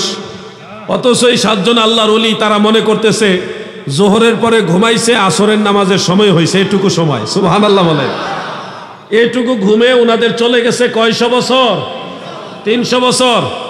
আজকে আপনাদের বলি, কর্ণফুলী মুসলমান, যদি নবীর তরিকায় চলতে পারো, ওলি আল্লাহর পথে চলতে পারো, মারা যাওয়ার পরে আজরাইল এসে রূহ নিবে, হাসরের ময়দানে উঠবেন, মাঝখানে এই হাজার হাজার অগণিত বছর আপনার কাছে মনে হবে জোহর থেকে আসরে পর্যন্ত কবরে আসিলেন। সুবহানাল্লাহ। যদি লাইনে চলতে পারো, নবীর তরিকায়, সুন্নি জামাতে, সুন্নি আকীদা নিয়ে থাকতে পারো, তোমার এই বিশাল সময় এক ঘুমের মতো চলে যাবে। সেই আসহাবে কাহাফের আউলিয়ারা যেমন সামান্য সময় ঘুমাইছে মনে করে 300 বছর শেষ, নবীর উম্মতেরা ইন্তেকাল করবে, কিয়ামতের আগ পর্যন্ত তারা ঘুমাবে, তাদের কাছে মনে হবে জোহর থেকে আসর পর্যন্ত ঘুমাইছে। লাইনে আসো, লাইনে আসো, বেলাইনে না রে ভাই, লাইনে আসো। কোরআন থেকে শিক্ষা নিতে হবে আপনাকে। আল্লাহর ওলিরা যখন চিহ্নিত হয়ে গেল যে ওনারা 300 বছর আগের লোক। তো তিনারা শেষ পর্যন্ত গুহায় আসলেন, ওনাদেরকে লোকজন দেখলেন, এবং পরবর্তীকালে 300 বছর পরের যে রাজা সে ভালো ছিল, ইমানদার ছিল।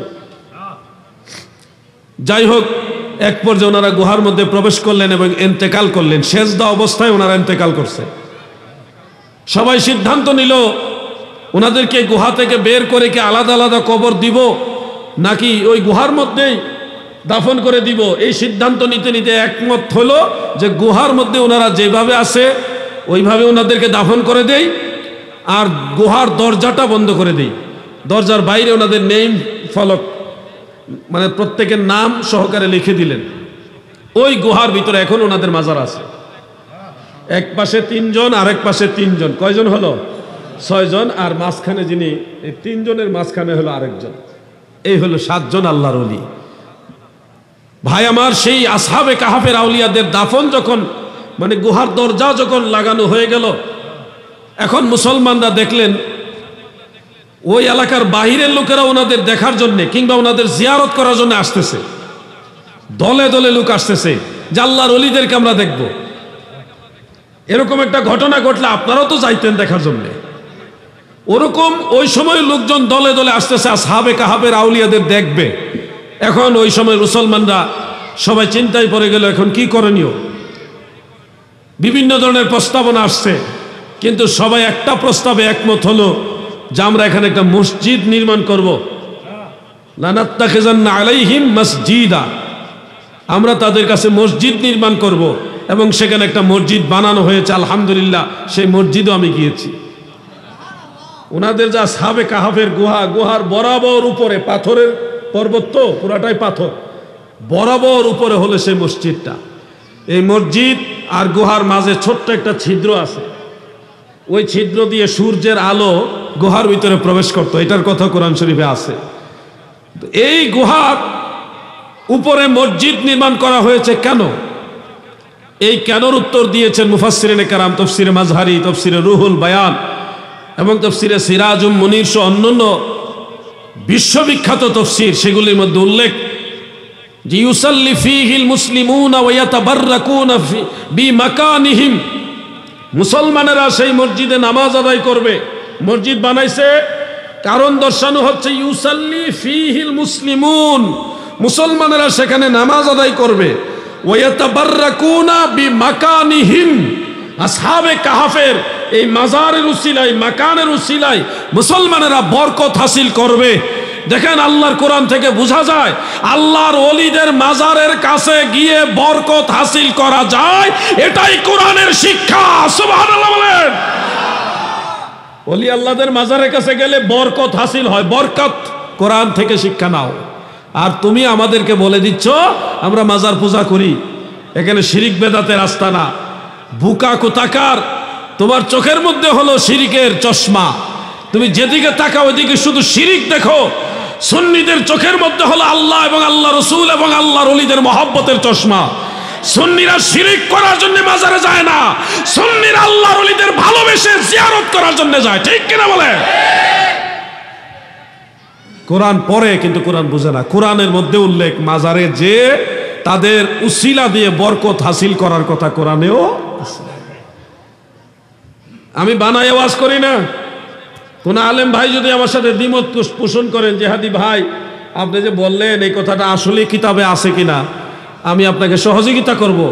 আপনি কিতাব নিয়ে আসেন, আপনার কিতাব থেকে আমি বের করে দেখাবো। ঝগড়া করতে পারবো না আমি। দলিল দেখতে চাইলে আমি দেখাবো, কিন্তু ঝগড়া করতে পারবো না।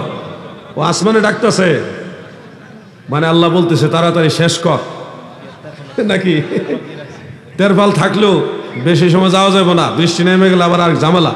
তো বৃষ্টি যার আমরাও তার মাহফিলও, যদ্দূর আল্লাহ চালাই তদ্দূরই চলবে। সর্ব অবস্থায় আমরা আল্লাহ তাআলার কাছে আত্মসমর্পণ করলাম। বলেন আলহামদুলিল্লাহ। একটু দুরূদ শরীফ পড়ুন। আল্লাহুম্মা সাল্লি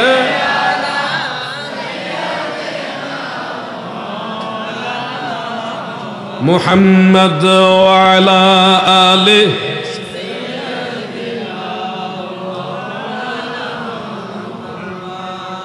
मेरा दिल फिदा हो बेज़ौक़े मोहम्मद ना दिल से जुदा हो ये ज़ौक़े मोहम्मद अल्लाहुम्मा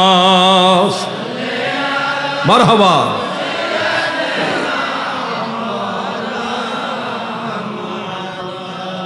वाला आले सय्यिदिना। বর্তমান সময়ের সাথে সংশ্লিষ্ট বিদায় এই বিষয়ে আমি আরো দুই একটা কথা বলি। মাজারে গেলেই মাজার পূজারি হয় না রে।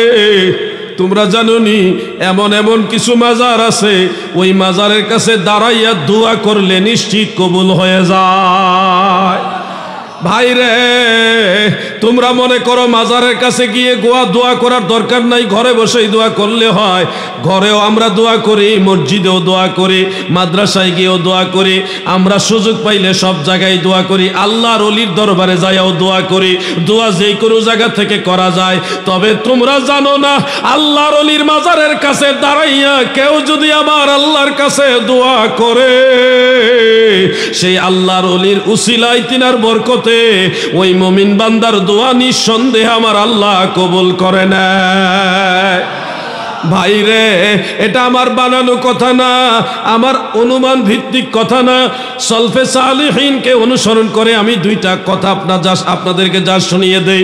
এক নম্বর হলো ইমাম আবু আব্দুল্লাহ মুহাম্মদ ইবনে ইদ্রিস আশ-শাফিঈ রাহমাতুল্লাহ আলাইহি, শাফিঈ মাযহাবের ইমাম শাফিঈ, তিনি যখন কঠিন মুসিবতে পড়তেন, বড় ধরনের জটিলতার মধ্যে পড়ে যেতেন, তখন তিনি ফিলিস্তিন থেকে সফর করে বাগদাদে আসতেন।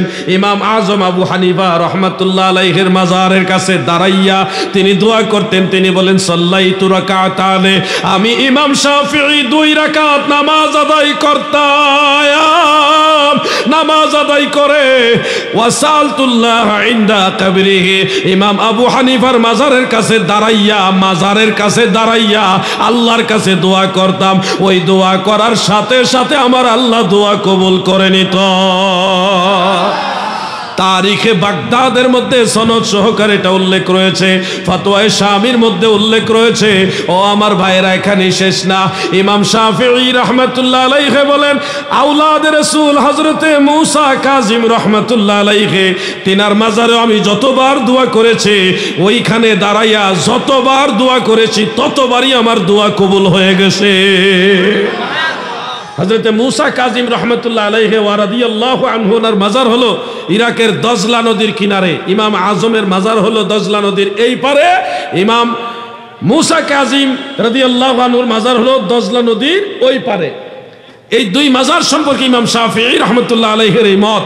ইমাম আহমদ বিন হাম্বল রাহমাতুল্লাহ আলাইহি তিনি আরেকজন আল্লাহর ওলির কথা বলেছেন। তিনি হলেন হযরতে মারুফ আল কারখি রাহমাতুল্লাহ আলাইহি। ইরাকের কার্ক শহরে ওনার বাড়ি। কার্ক একটা শহরের নাম কার্ক। এই কার্ক শহরে হলো হযরতে মারুফ আল কারখি, জবরদস্ত একজন আল্লাহর ওলি। হযরত ইমাম আহমদ বিন হাম্বল বলেন, মারুফ আল কারখি রাহমাতুল্লাহ আলাইহির মাজারের কাছে দোয়া করলে আল্লাহ তাআলা কবুল করে। দোয়া কবুলের একটা আশ্চর্য জায়গা হলো মারুফ কারখির মাজার। সুবহানাল্লাহ বলেন। আমরা মাজারে গিয়ে দোয়া করলে আপনারা আমাদেরকে বিদআতি বানিয়ে দেন, ভণ্ড বানিয়ে দেন। আপনারা তো ইমাম শাফি, ইমাম আহমদ বিন হাম্বল, অনেক বড় বড় ইমাম যারা মাজারের কাছে গিয়ে দোয়া করেছে এবং দোয়া কবুল হওয়ার গ্যারান্টি দিয়েছে, আপনারা তো তাদেরকেও বিদআতি ভণ্ড বানিয়ে ছাড়বেন। বলবেন এটা ইমামদের ব্যাপার, এটা দলিল না। আরে বোকা মুমিন বান্দারা, অনুসরণ করার জন্য এটাই যথেষ্ট। তারপরে বলছি, সাহাবাই কেরামও কঠিন বিপদে পড়লে মদিনাওয়ালা রওজা মোবারকে চলে যেত। মেশকাত শরীফে দারিমি শরীফের রেফারেন্স একটা হাদিস উল্লেখ, সহিহ সনদ। একবার হযরত ওমর রাদিয়াল্লাহু আনহুর খেলাফতের আমলে বৃষ্টি হয় না, অনাবৃষ্টি। আমাদের দেশে তো বৃষ্টির অভাব নাই, আরব দেশে এত বৃষ্টি হয় না। ওই সময় বৃষ্টির অভাবে, পানির অভাবে সবাই এক ধরনের ধ্বংসের দিকে চলে যাচ্ছে, পানির অভাবে। তখন সাহাবাই কেরাম আম্মা জান আয়েশা সিদ্দিকার কাছে গিয়ে বলেন, মা গো মা, ও মুমিনদের মা আয়েশা গো, খাইবার পানি নাই, ওযু করার পানি নাই, গোসলের পানি নাই, পানির বড় সংকট। আমরা এখন কি করব? আম্মা জান আয়েশা রাদিয়াল্লাহু তাআলা আনহা বলেন, তোমরা একটা কাজ করো, সবাই মিলে আল্লাহর হাবিবের রওজা মুবারকে যাও। সুবহানাল্লাহ। কাবা ঘরে যাওয়ার জন্য বলে নাই, তার মানে এই নয় যে কাবা ঘরে গেলে দোয়া কবুল হবে না। নিঃসন্দেহে কাবা ঘর দোয়া কবুলিয়তের একটা জায়গা। তবে আম্মা জান আয়েশা ওই সময়ের জন্য বললেন, তোমরা এখন নবীজি রওজা মুবারকের কাছে যাও, রওজা মুবারকের উপরে যে ছাদ রয়েছে ওই ছাদ সরায়া দাও, যেন আসমান রাজ্যের সাথে আমার দয়াল নবীজি রওজা মুবারকের কোনো প্রতিবন্ধকতা না থাকে, মাঝখানে যেন কোনো ছাদ না থাকে, এটা সরায়া দাও। সাহাবায়ে কেরাম সাথে সাথে রওজা আনোয়ারে গিয়ে ওই রওজা মুবারকের উপরে ছাদ সরায়া দেওয়ার সাথে সাথে এমন ভারী বর্ষণ বৃষ্টি আমার আল্লাহর তরফ থেকে নাজিল হইল, মদিনায় বন্যা হয়ে গেল, ঘাস গাছগাছালি সবুজ শ্যামলে ভরপুর হয়ে গেছে। আমার দাদু ভাইরা রে, এই দেখেন একটা হাদিস, আরো হাদিস শোনাই, কয়টা শুনলে খুশি হবেন আমি জানি না। আরেকটা হাদিস ইমাম ইবনু হাজার আসকালানী রাহমাতুল্লাহ আলাই বুখারী শরীফের শরহ ফাতহুল বারীর মধ্যে উল্লেখ করেছেন। ইমাম তাবারানী রাহমাতুল্লাহ আলাইহি মুজামুল কাবীরের মধ্যে হাদিসটা উল্লেখ করেছেন, সনদের মান সহিহ, মানে সহিহ হাদিস।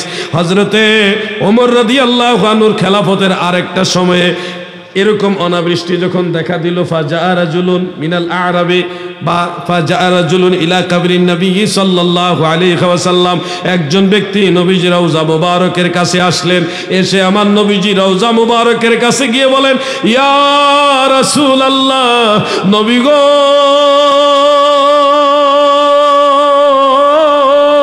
ইস্তাসকিলি উম্মতিকা ফাইন্নাহুম কাদ হালাকু, আপনার উম্মতের জন্য বৃষ্টি প্রার্থনা করেন, না হয় তারা পানির অভাবে ধ্বংস হয়ে যাবে। কাকে বলতেছে? নবীজিকে। নবীজি আছে কোথায়? রওজা মুবারকে। পর্দা করেছেন ইন্তেকাল শরীফের পরে, সশরীরে জিন্দা অবস্থায় নবীজি রওজা মুবারকে নবীজিকে ডেকে ডেকে বলতেছেন, ইয়া রাসূলুল্লাহ, পানির অভাবে আপনার উম্মত ধ্বংস হয়ে যাচ্ছে, আপনার উম্মতের জন্য আল্লাহর কাছে বৃষ্টি প্রার্থনা করুন।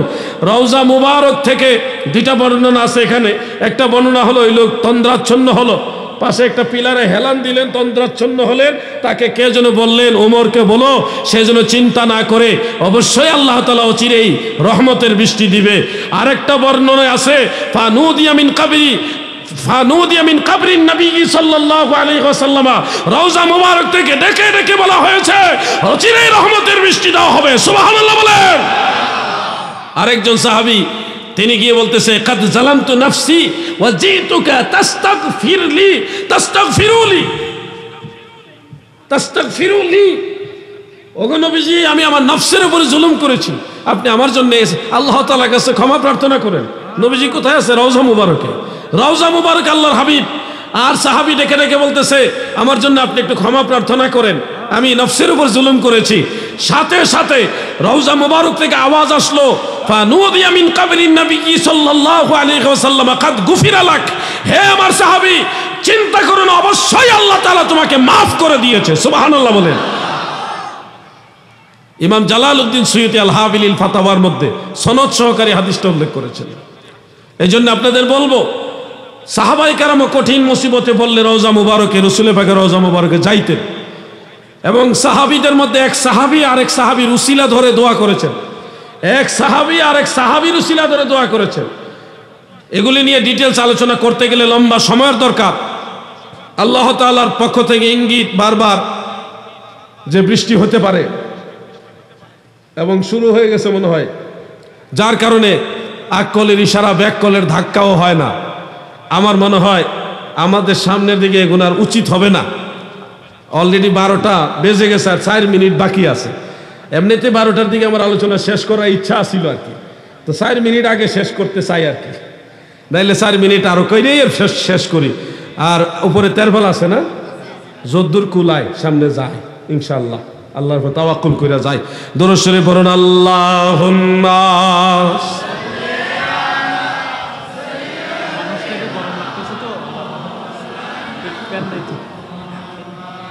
ওয়া আলা আলি সাইয়্যিদিনা।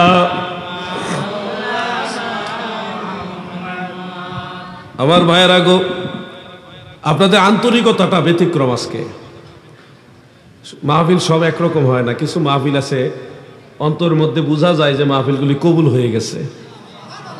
আমার বিশ্বাস যুবকরা অক্লান্ত পরিশ্রম করে মাহফিলটা করছে, সব যুবক আন্তরিকতার সাথে করছে এবং এই যুবকদের পরিশ্রম আল্লাহ তাআলা কবুল করছে। আমিন বলেন। সব মাহফিল আল্লাহ কবুল করে না, সব টাকা আল্লাহ কবুল করে না, এটা আল্লাহর দয়া লাগে। আমার বিশ্বাস এই যুবকদের পরিশ্রম, মেহনত, এই খরচ দয়াল নবীর উসিলায় কবুল হয়ে গেছে। আমিও আসতে পারছি এই ধরনের একটা মকবুল মজলিসে, আমি গুনাহগার হাজির হতে পেরেছি, এই জন্য আল্লাহর কাছে শুকরিয়া, আলহামদুলিল্লাহ। প্রিয় ভাই আমার, মাজার বিদ্বেষী হবেন না, ওলি আল্লাহ বিদ্বেষী হবেন না। মাজার যারা বর্তমানে মাজার বিদ্বেষী, এরা যদি সুযোগ পায় তারা আল্লাহ রসুলের রওজা মুবারকে ভেঙে ফেলবে। আপনাদেরকে বিশ্বাস হয় এরকম? অবিশ্বাসের কিছুই নাই। একটা গ্রুপ জান্নাতুল বাকির সমস্ত মাজারগুলি ভেঙে ফেলছে। ভেঙে ফেলে নাই 1926 সালে। কত সালে?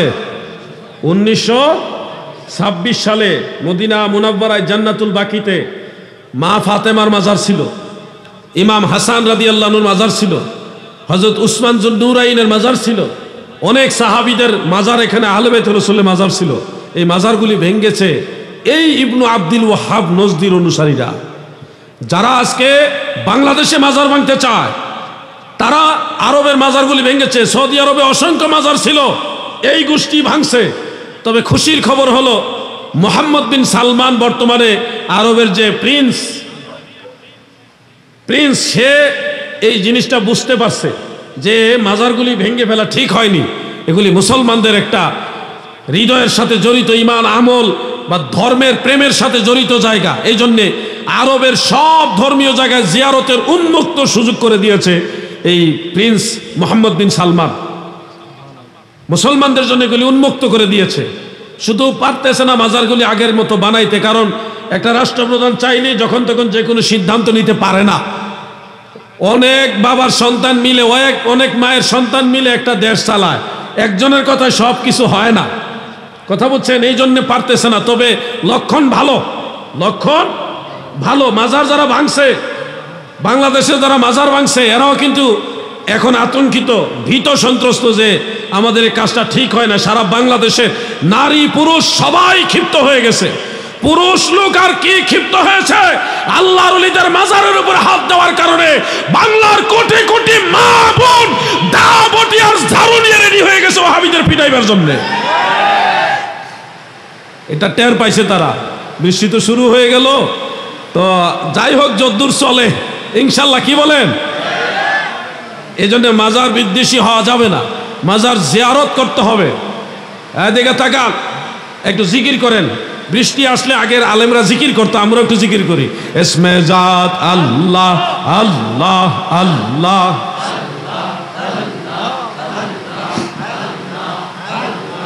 আল্লাহ আল্লাহ আল্লাহ আল্লাহ। তুমি ক্যামেরার কাছে চলে যাও, ভিজলে আবার সমস্যা হয়ে যাবে। মোবাইল টোবাইল ভিজায় না, সাবধান। আল্লাহ আল্লাহ আল্লাহ আল্লাহ আল্লাহ আল্লাহ আল্লাহ আল্লাহ। যে সকল জায়গায় বৃষ্টি পড়বে ওই জায়গাগুলি আপনারা একটু গ্যাপ করে দিবেন, বাকি সবাই বসেন। আল্লাহর ভরসা ইনশাল্লাহ। ইসমে জাত আল্লাহ আল্লাহ আল্লাহ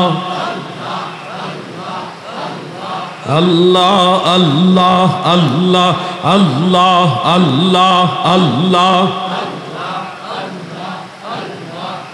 বৃষ্টির সময় এরকম আওয়াজে আর ইয়ে হবে না, মানুষের মনোযোগ থাকে না। না করে মানুষকে শান্তির মধ্যে দিলে দিলে সন্তুষ্ট থাকবে সবাই। আল্লাহ আল্লাহ আল্লাহ আল্লাহ।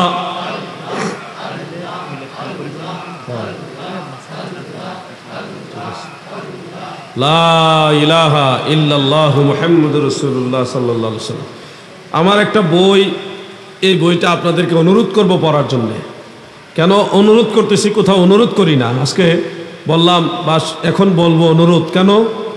বর্তমান প্রেক্ষাপটে যুবকদের জন্য বইটা বেশি দরকার। মাজার জিয়ারত পূজা নয় সুন্নত, বইটার নাম মাজার জিয়ারত পূজা নয় সুন্নত। ও কদম বসির বৈধতা। আমরা মাজারে কেন যাই? জিয়ারত করার বৈধতা। মাজারে পাকা করা হয় কেন? মাজারের কাছে গিয়ে দোয়া করা যাবে কিনা? জিয়ারত কি কবরের দিকে ফিরে না পশ্চিম দিকে ফিরে? এই কবরের উপরে গম্বুজ তৈরি করা, জিয়ারত নিয়ে যত দলিল, এই বইটা প্রত্যেকটা যুবকের দরকার। ভাইরে, অবহেলা করবেন না। আমরা সুন্নিরা কিন্তু অবহেলা করতে করতে অনেক পিছিয়ে গেছি, অনেক পিছিয়ে গেছি। লোক বলে জনসংখ্যায় সুন্নি বেশি, কিন্তু ওয়াহাবিদের সাথে তার বড় কুলায় উঠতে পারেন না, কারণ আপনাদের স্টাডি নাই। সুন্নিয়ত নিয়ে আপনাদের তেমন কোনো স্টাডি নাই, আছেন বিরিয়ানি আর খিচুড়ি লইয়া। এই জন্য আমরা অনেক লোক বেশি, আমরা কিন্তু পারি না। কেন? এরা তো হেডলে স্টাডি করে, আর আমরা বিরিয়ানি খিচুড়ি লিয়া ব্যস্ত। এই বইটা 100 টাকা, 100 টাকা অনেক বড় কিছু না। এই বইটা সংগ্রহ করে রেখে দেন, আপনাদের কাজে লাগবে। সন্তানদের জন্য নেন, মা বোনদের জন্য নেন। আরেকটা বই আছে ঈদে মিলাদুন নবী সাল্লাল্লাহু আলাইহি ওয়াসাল্লাম, মিলাদ এবং কিয়ামের দলিল আদিল্লা সম্পর্কে জানতে হলে বইটা নেবেন। দুইটা বই একসাথে 250 টাকা, সংগ্রহ করে রেখে দেন, কাজে লাগবে। শুধু অনুরোধ করে যাচ্ছি, আলোচনা লম্বা করব না, অনুরোধ করে যাচ্ছি আজকের মাহফিলে আমার সবচেয়ে বড় অনুরোধ হলো যে 5 ওয়াক্ত নামাজ আদায় করবেন। যারা মাহফিলের আয়োজক আপনাদেরকেও বলছি এবং সকল শ্রোতাদেরকে, মা বোনদেরকে বলছি, 5 ওয়াক্ত নামাজ আদায় করতে হবে। নামাজ ছাড়া কোনো তরিকা নাই, এই জিনিসটা খেয়াল রাখবেন। মা বাবা এবং উস্তাদকে সম্মান করবেন। যে সকল যুবকরা ঠনকো যুগ মাত্র কারণ হবে, উস্তাদের ভুল ত্রুটি থাকবে, সব মানুষেরই কম বেশি ভুল আছে, তাদের সংশোধনের সুযোগ দিবেন আদবের সাথে। কিন্তু উস্তাদের সাথে এমন আচরণ করবেন না যেই আচরণের কারণে উস্তাদ আপনার প্রতি নারাজ হয়ে আল্লাহর কাছে এই আহাটা যেন না দেয়, তাহলে কিন্তু আপনি শেষ হয়ে যাবেন ভাই। যে উস্তাদ ছাত্রদেরকে বেত দিয়ে পিটাইছে, শাসন করছে, ওই ছাত্রই ভবিষ্যতে কাজে লাগছে। এগুলি বড় বড় চাকরিজীবী হয়েছে, বড় বড় অফিসার হয়েছে, বড় বড় ব্যবসায়ী হয়ে গেছে, ওই স্যারের উস্তাদের লাড়ির বাড়ি বেতের বাড়ি খায়া। আর যারা উস্তাদের উপরে খবরদারি করছে, এরা কিন্তু পাগল হয়ে রাস্তা রাস্তায় ঘুরে, এদের কোনো মূল্যায়ন নাই, যেখানে সেখানে বেজ্জতি হয়। এই জন্য মা বাবা উস্তাদের সাথে ভালো ব্যবহার করবেন, এই আহ্বানটা আপনাদের প্রতি রাখলাম। আসেন আমরা দাঁড়ায়া নবীজিকে সালাম জানাই। ইয়া নবী সালাম আলাইকুম আসসালাম। আমাদের এক ইয়াংম্যান যুবক ভাই, উনি প্রশ্ন করেছেন 3টা, আমরা যে কোনো একটা নিব ইনশাআল্লাহ। প্রশ্নকারী হিসেবে উনি সালাম দিয়েছেন, আসসালামু আলাইকুম। প্রথম প্রশ্ন হলো, বিদআত কি বিস্তারিত বলবেন? বিদআত কি বিস্তারিত বলতে পারবো না, তবে ওনার প্রশ্নটাকে সম্মান করে সামান্য হলে বলবো ইনশাআল্লাহ। বিদআত এটা আরবি শব্দ, যার বাংলা অর্থ হলো নতুনত্ব বা নতুন আবিষ্কার। ব্যাখ্যামূলক অর্থ হলো ইসলামী শরিয়ার দৃষ্টিতে যেই জিনিসটা রসুলে পাক সাল্লাল্লাহু আলাইহি ওয়াসাল্লামের জামানায় ছিল না, পরবর্তীতে ধর্মীয় বিষয়ের মধ্যে নতুন করে আবিষ্কার হয়েছে, এটাকে বলা হয় বিদআত। মা লাম ইয়াকুন ফি আহদিন নবী সাল্লাল্লাহু আলাইহি ওয়াসাল্লাম ফাহিয়াল বিদআত। এটা হলো আরবি সংজ্ঞা। ইমাম নববী ইবনে হাজার আসকালানি, বদরুদ্দিন আইনি, বড় বড় ইমামরা এটা উল্লেখ করেছেন। তো এখন বিদআত প্রথমত 2 প্রকার। একটা হলো বিদআত ফিল ইতিকাদ, অর্থাৎ আকীদার মধ্যে নতুনত্ব। এমন কিছু আকীদা আবিষ্কার হয়েছে যেগুলি নবীজি এবং সাহাবায়ে কেরামের জামানায় ছিল না, পরে আবিষ্কার হয়েছে। যেমন নবীজি মরে পচে গলে মাটির সাথে মিশে গেছে, এটা হলো খারিজিদের আকীদা, এটা পরে আবিষ্কার হয়েছে।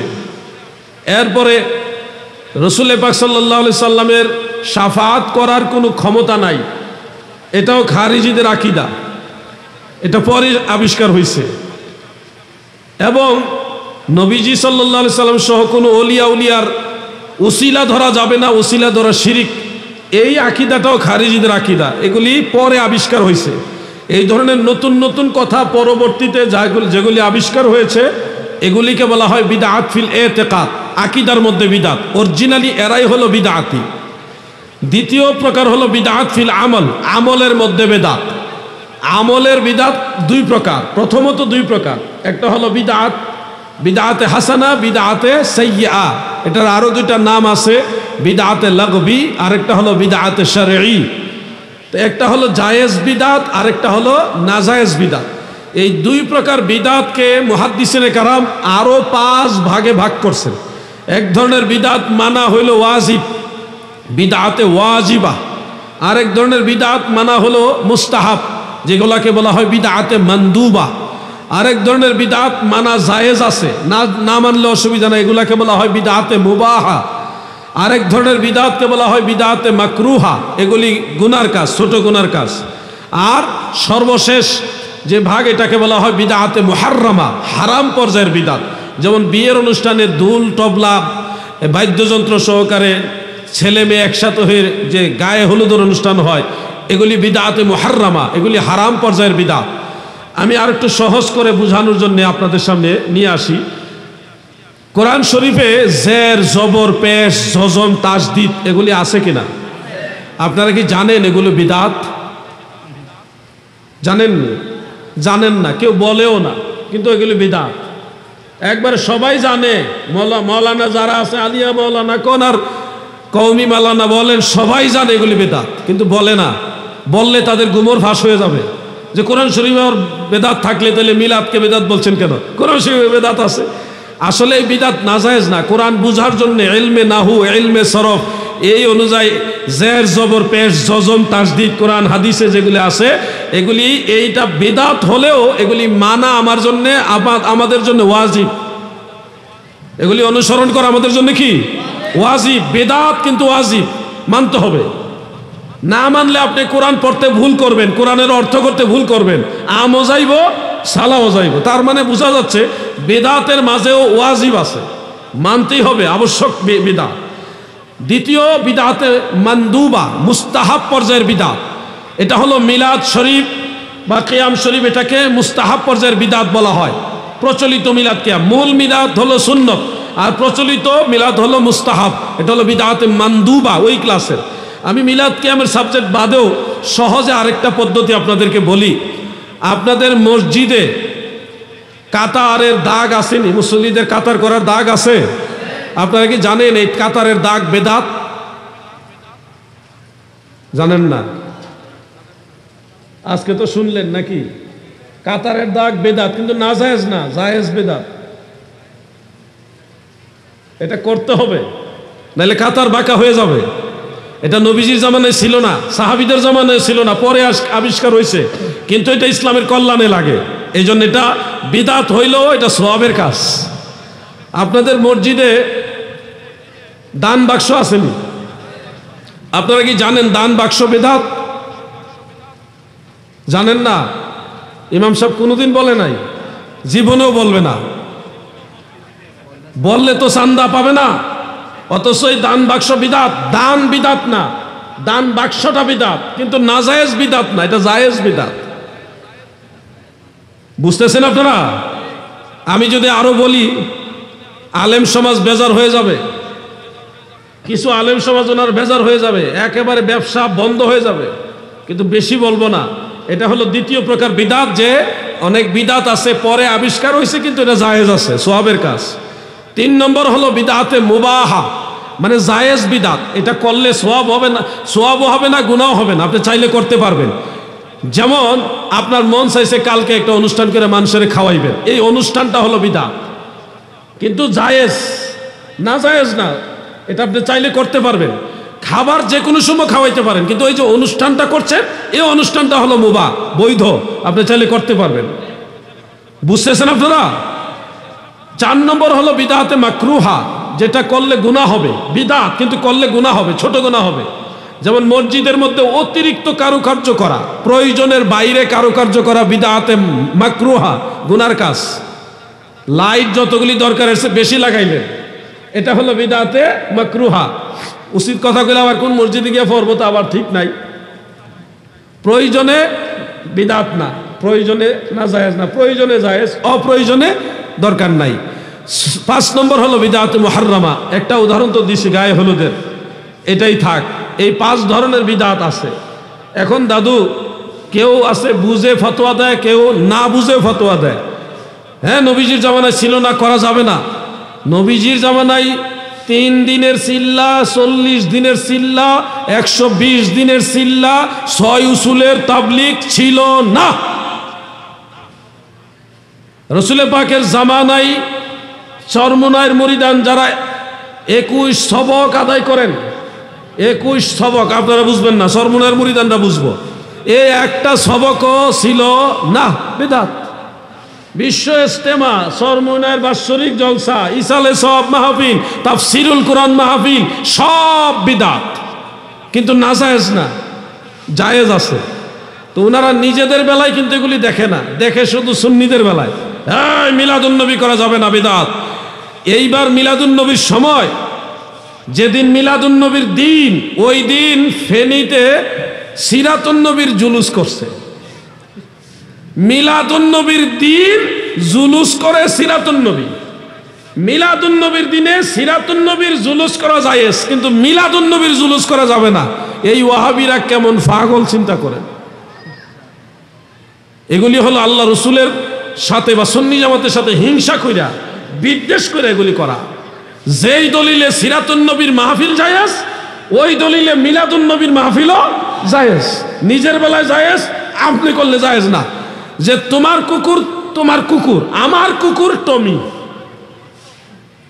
তোমার কুকুরের নাম হলো কুকুর আর আমার কুকুরের নাম টমি, মানে আপনার বেলায় কোনো স্পেশাল নাই, আমার বেলায় হলো স্পেশাল।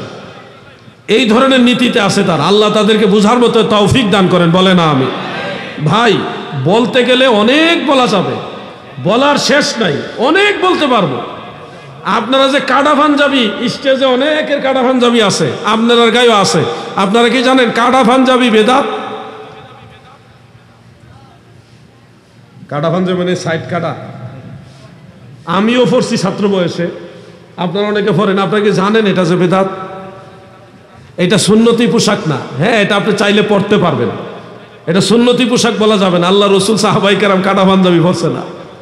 কিন্তু ওয়াহাবিরা, আমরা সুন্নিরা গুল পাঞ্জাবিও পরে, কাটা পাঞ্জাবিও পরে, সরাসরি সুন্নতের উপর আমল করে এবং অভ্যাসজনিত চলার ক্ষেত্রে কাটা পাঞ্জাবিও ব্যবহার করে। কাটা পাঞ্জাবি কিন্তু নাজায়েজ না, গুনার কাজ না, আপনি চাইলে পড়তে পারবেন, এটা আপনার অভ্যাসের পোশাক হিসেবে, কিন্তু সুন্নত বলা যাবে না। ওয়াহাবিরা বড় হুজুর, মাইজা হুজুর, সাইজা হুজুর, ছোট হুজুর 14 গোষ্ঠী মিল্লা কাটা পাঞ্জাবি পরে। তাদের বড় হুজুরদের পুরাটা কাটা না হইলেও এইটুকু অংশ হইলো কাটা থাকে। দেখবেন ডাইনে বামে খেলবেন, এই সামান্য একটু কাটা রাখে তারা। এটা বিদআত, এটা সুন্নতের আমল না। ধরলে আমরা যদি ধরি কত কিছু ধরতে পারবো জানেন? 5 কল্লি টুপি বেদাত, 5 কল্লি টুপি বেদাত। এখন তো ভাই কথা বললে কথা বাড়বে। শুধু এতটুকু বলি, বাড়াবাড়ি ভালো না, ইসলাম বাড়াবাড়ি পছন্দ করে না, আমরাও বাড়াবাড়ি পছন্দ করি না। রসুল পাক সাল্লাল্লাহু আলাইহি সাল্লাম 4 প্রকার টুপি পরছে। কয় প্রকার? এখন যদি আমি মাপ কাটি দেই, অনেকের মাথায় এমন টুপি পাওয়া যাবে যাদের টুপিগুলি সুন্নত না, কিন্তু নাজায়েজ না, নাজায়েজ না। তো অনেক বিষয় আছে সরাসরি সুন্নত, অনেক বিষয় আছে সুন্নত না হইলেও এগুলি জায়েজ আছে, পরবর্তীতে এগুলি আবিষ্কার হইলেও এগুলি নাজায়েজ না। তো এই বিষয়গুলি বোঝার জন্য আলাদা একটা সাবজেক্ট জানতে হয়, তাকে বলা হয় উসুল। এই উসুল না জানলে প্যাস লাগবে আপনার। মুহাক্কিক আলেম ছাড়া কারো কাছ থেকে মাসআলা নেবেন না, তাইলে বিপদে পড়ে যাবেন। আর একটা প্রশ্ন নেওয়া যেতে পারে।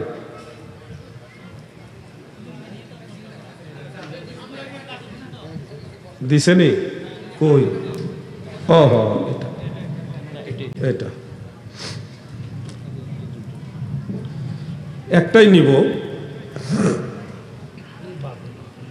রাসূল সাল্লাল্লাহু আলাইহি ওয়াসাল্লামের নাম শুনে চোখে চুমা দেওয়া অনেকজনে বেদাত বলে। কোরআন হাদিস দ্বারা ব্যাখ্যা দিলে উপকৃত হব বা উপকার হব লেখছে, উপকার হব লেখছে, শব্দটা হবে উপকৃত হব। রাসূল করিম সাল্লাল্লাহু আলাইহি ওয়া আলিহি ওয়াসাল্লামের নাম মোবারক শুনে চুম্বন করে বৃদ্ধাঙ্গুলিকে চোখে মাসেহ করা, এটাকে যারা বিদআত বলেন দয়া করে তাদেরকে বলবেন, ভাই এটা যে বিদআত কোন কিতাবে লেখা আছে এটা বিদআত, একটা রেফারেন্স দেন। ওয়াহাবিদের হুজুরের লেখা কিতাব দিলে হবে না, বড় বড় ইমামদের কোন মুজতাহিদ তবকার ইমাম বলছে এটা বিদআত, একটা দলিল আমাদেরকে দেন।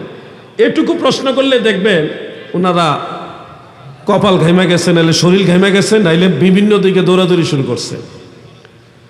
মনে রাখবেন, আমরা রসুল পাক সাল্লাল্লাহু আলাইহি সাল্লাম নাম শুনে চুমা খেয়ে চোখে মাসে করি, এটা আমল করি। আমাদের অনেক দলিল আছে।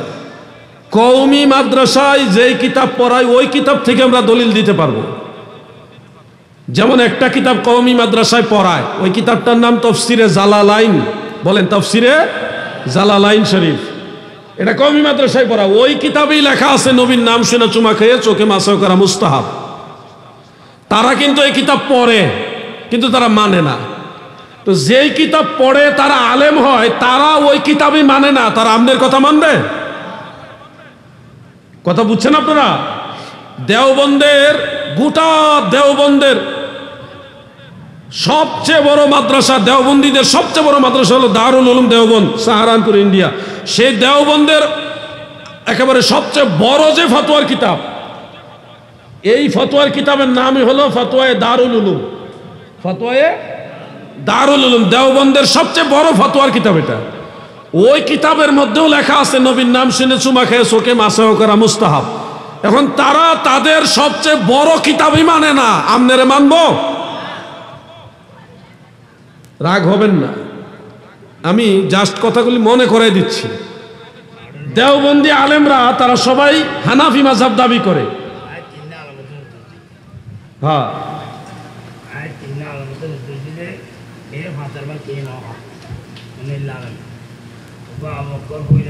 হ্যাঁ হ্যাঁ, ওইটা বলতেছি আমি, সিরিয়াল আসতেছে। আচ্ছা,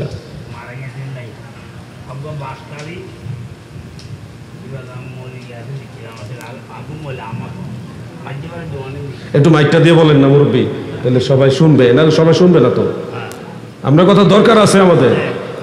দেন, মাইক দেন। মুরব্বীর কথাটা শুনলে আপনাদের উপকার আসতে পারে। হ্যাঁ দেন, এটা সিরিয়াস হবে। আরেকটা মাইক দেন না, দরকার আছে, কারণ ওনারা মুরব্বী, ওনাদের কথার মধ্যে অনেক তথ্য পাওয়া যাইব।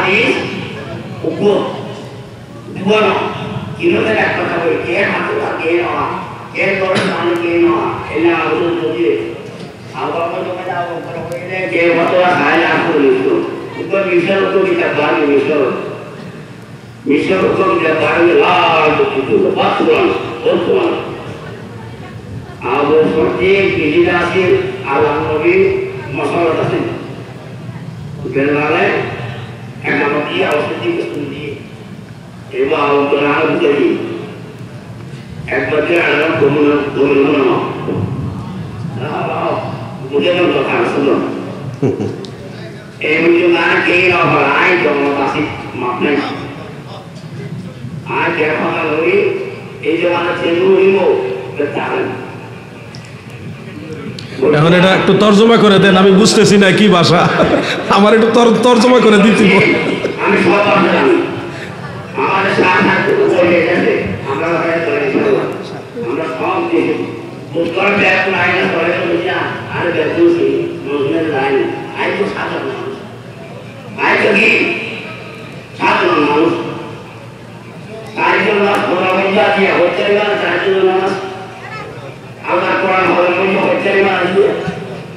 আল্লাহর কোরআন হজম হচ্ছে না, আল্লাহর কোরআন হজম হচ্ছে। ঠিক আছে মুরব্বী, এখন আমার একটু বুঝাই বলেন উনি কি বলছে, আমি সব কথা বুঝি নাই।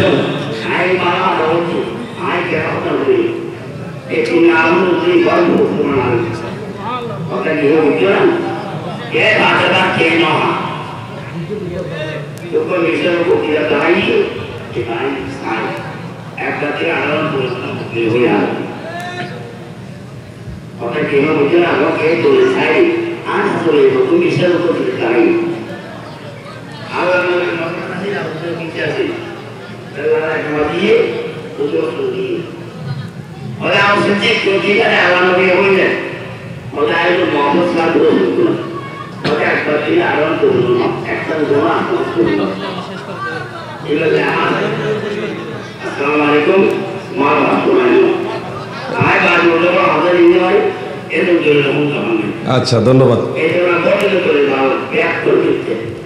একটু বুঝাই বলেন, আমি সব কথা বুঝি নাই, ওনার একটু তর্জমা করে দেন।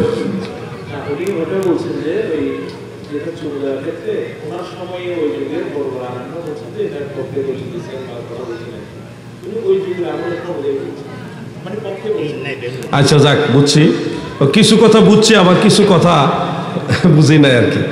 তো যাই হোক, এই বিষয়টা হলো এরকম যে আমরা হানাফি মাযহাবের অনুসারী।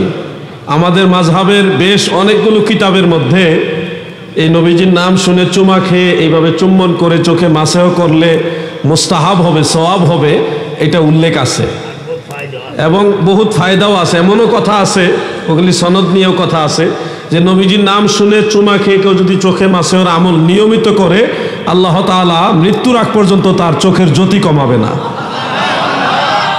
এরকম কথাও বিভিন্ন তাফসীরে রুহুল বায়ান সহ অনেক কিতাবে আছে। তো মূল বিষয়টা হলো, যারা করেন না এটা আপনাদের একান্ত ব্যক্তিগত ব্যাপার। যারা করে, এই আমলটা করে, তারাও নবীর মহব্বতই করে, কোনো খারাপ নিয়তে করে না, রসুল পাকের নাম মুবারককে সম্মান করার জন্য করে।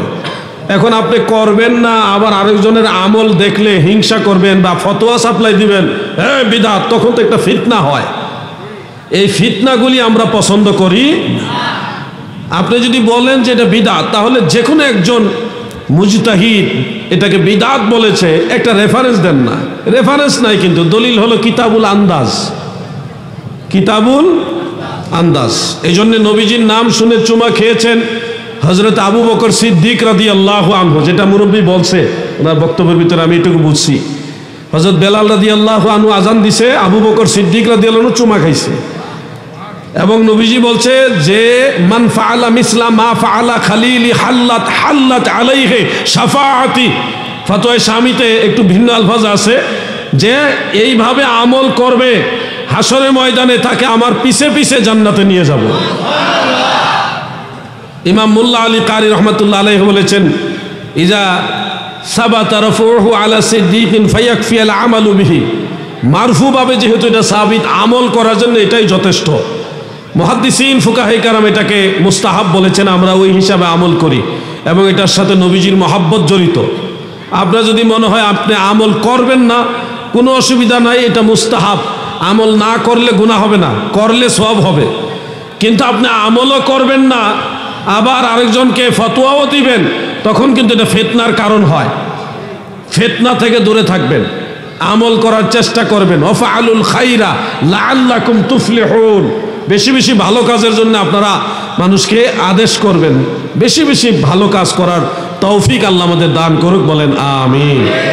দুইটা প্রশ্ন হয়ে গেছে, আমি আর প্রশ্ন নিচ্ছি না। অমুসলিম ইসলাম ধর্ম গ্রহণ করার পর খতনা করতে হবে কিনা? ডাক্তারের সাথে পরামর্শ করার পরে ডাক্তার যদি আপনাকে খতনা করার জন্য উৎসাহিত করে এবং শারীরিক অবক্ষয়ের কোনো ভীতি না থাকে, সেক্ষেত্রে আপনি খতনা করে নেবেন, এটা সুন্নত। আর যদি ডাক্তার আপনাকে বলে আপনার শারীরিক ক্ষতি হওয়ার সম্ভাবনা আছে, সেক্ষেত্রে খতনা না করলেও অসুবিধা হবে না, তবে সুযোগ থাকলে খতনাটা করিয়ে নেবেন, এটা সুন্নাহ। আল্লাহ আমাদের বোঝার তৌফিক দেন, আমিন।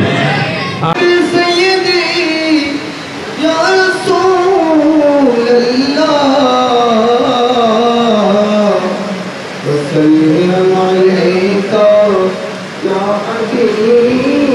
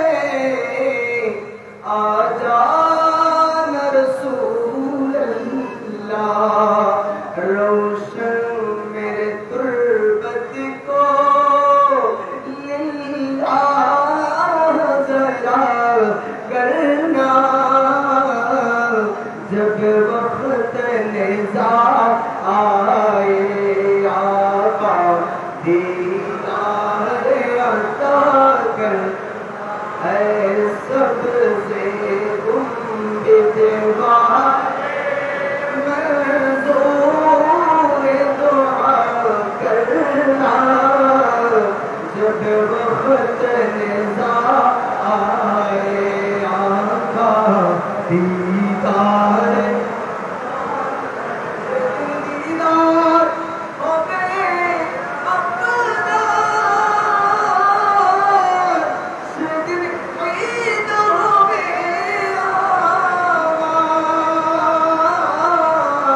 सदिन दीदार होवे अपना सदिन ईद होवे আমার এই মন তো আর মানে না একবার দিকা দাও না এই মন তো আর মানে না একবার দিকা দাও না হে রাসূল তোমায় ভালোবাসি অন্তরে শুধু মুখে নয় জান্নাতের আশায় নয় হে রাসূল জাহান্নাম ডরি না জান্নাতের আশায় নয় হে রাসূল জাহান্নাম ডরি না ইয়া ইলাহি সদাতে نعلن پاک رسول یہ سلامی آؤ قبول مدینے کے ساتھ ہزاروں سلام مدینے کے ساتھ لاکھوں سلام مدینے کے ساتھ کروڑوں سلام مدینے کے পান করেন আল্লাহ। আল্লাহ ছোট ছোট বাচ্চারা যারা মাহফিলে এসছে তাদের ভবিষ্যৎ জীবন উজালা করে দেন আল্লাহ। সুবহান রাব্বিকা রাব্বিল ইজ্জাতি আম্মা ইয়াসিফুন ওয়া সালামুন আলাল মুরসালিন। আল্লাহ খাস করে মরহুম আব্দুল মান্নান সাহেব দুনিয়া ছেড়ে চলে গেছেন, আল্লাহ তিনাকে জান্নাতুল ফেরদৌস নসিব করেন আল্লাহ। জোসনা বেগম তিনি অসুস্থ, আরো যারা অসুস্থ সবাইকে শিফায়ে আজলা কামেলা নসিব করেন আল্লাহ। ওয়া সালামুন আলাল মুরসালিন ওয়ালহামদুলিল্লাহি রাব্বিল আলামিন বিহাক্কি লা ইলাহা ইল্লাল্লাহু মুহাম্মাদুর রাসূলুল্লাহ।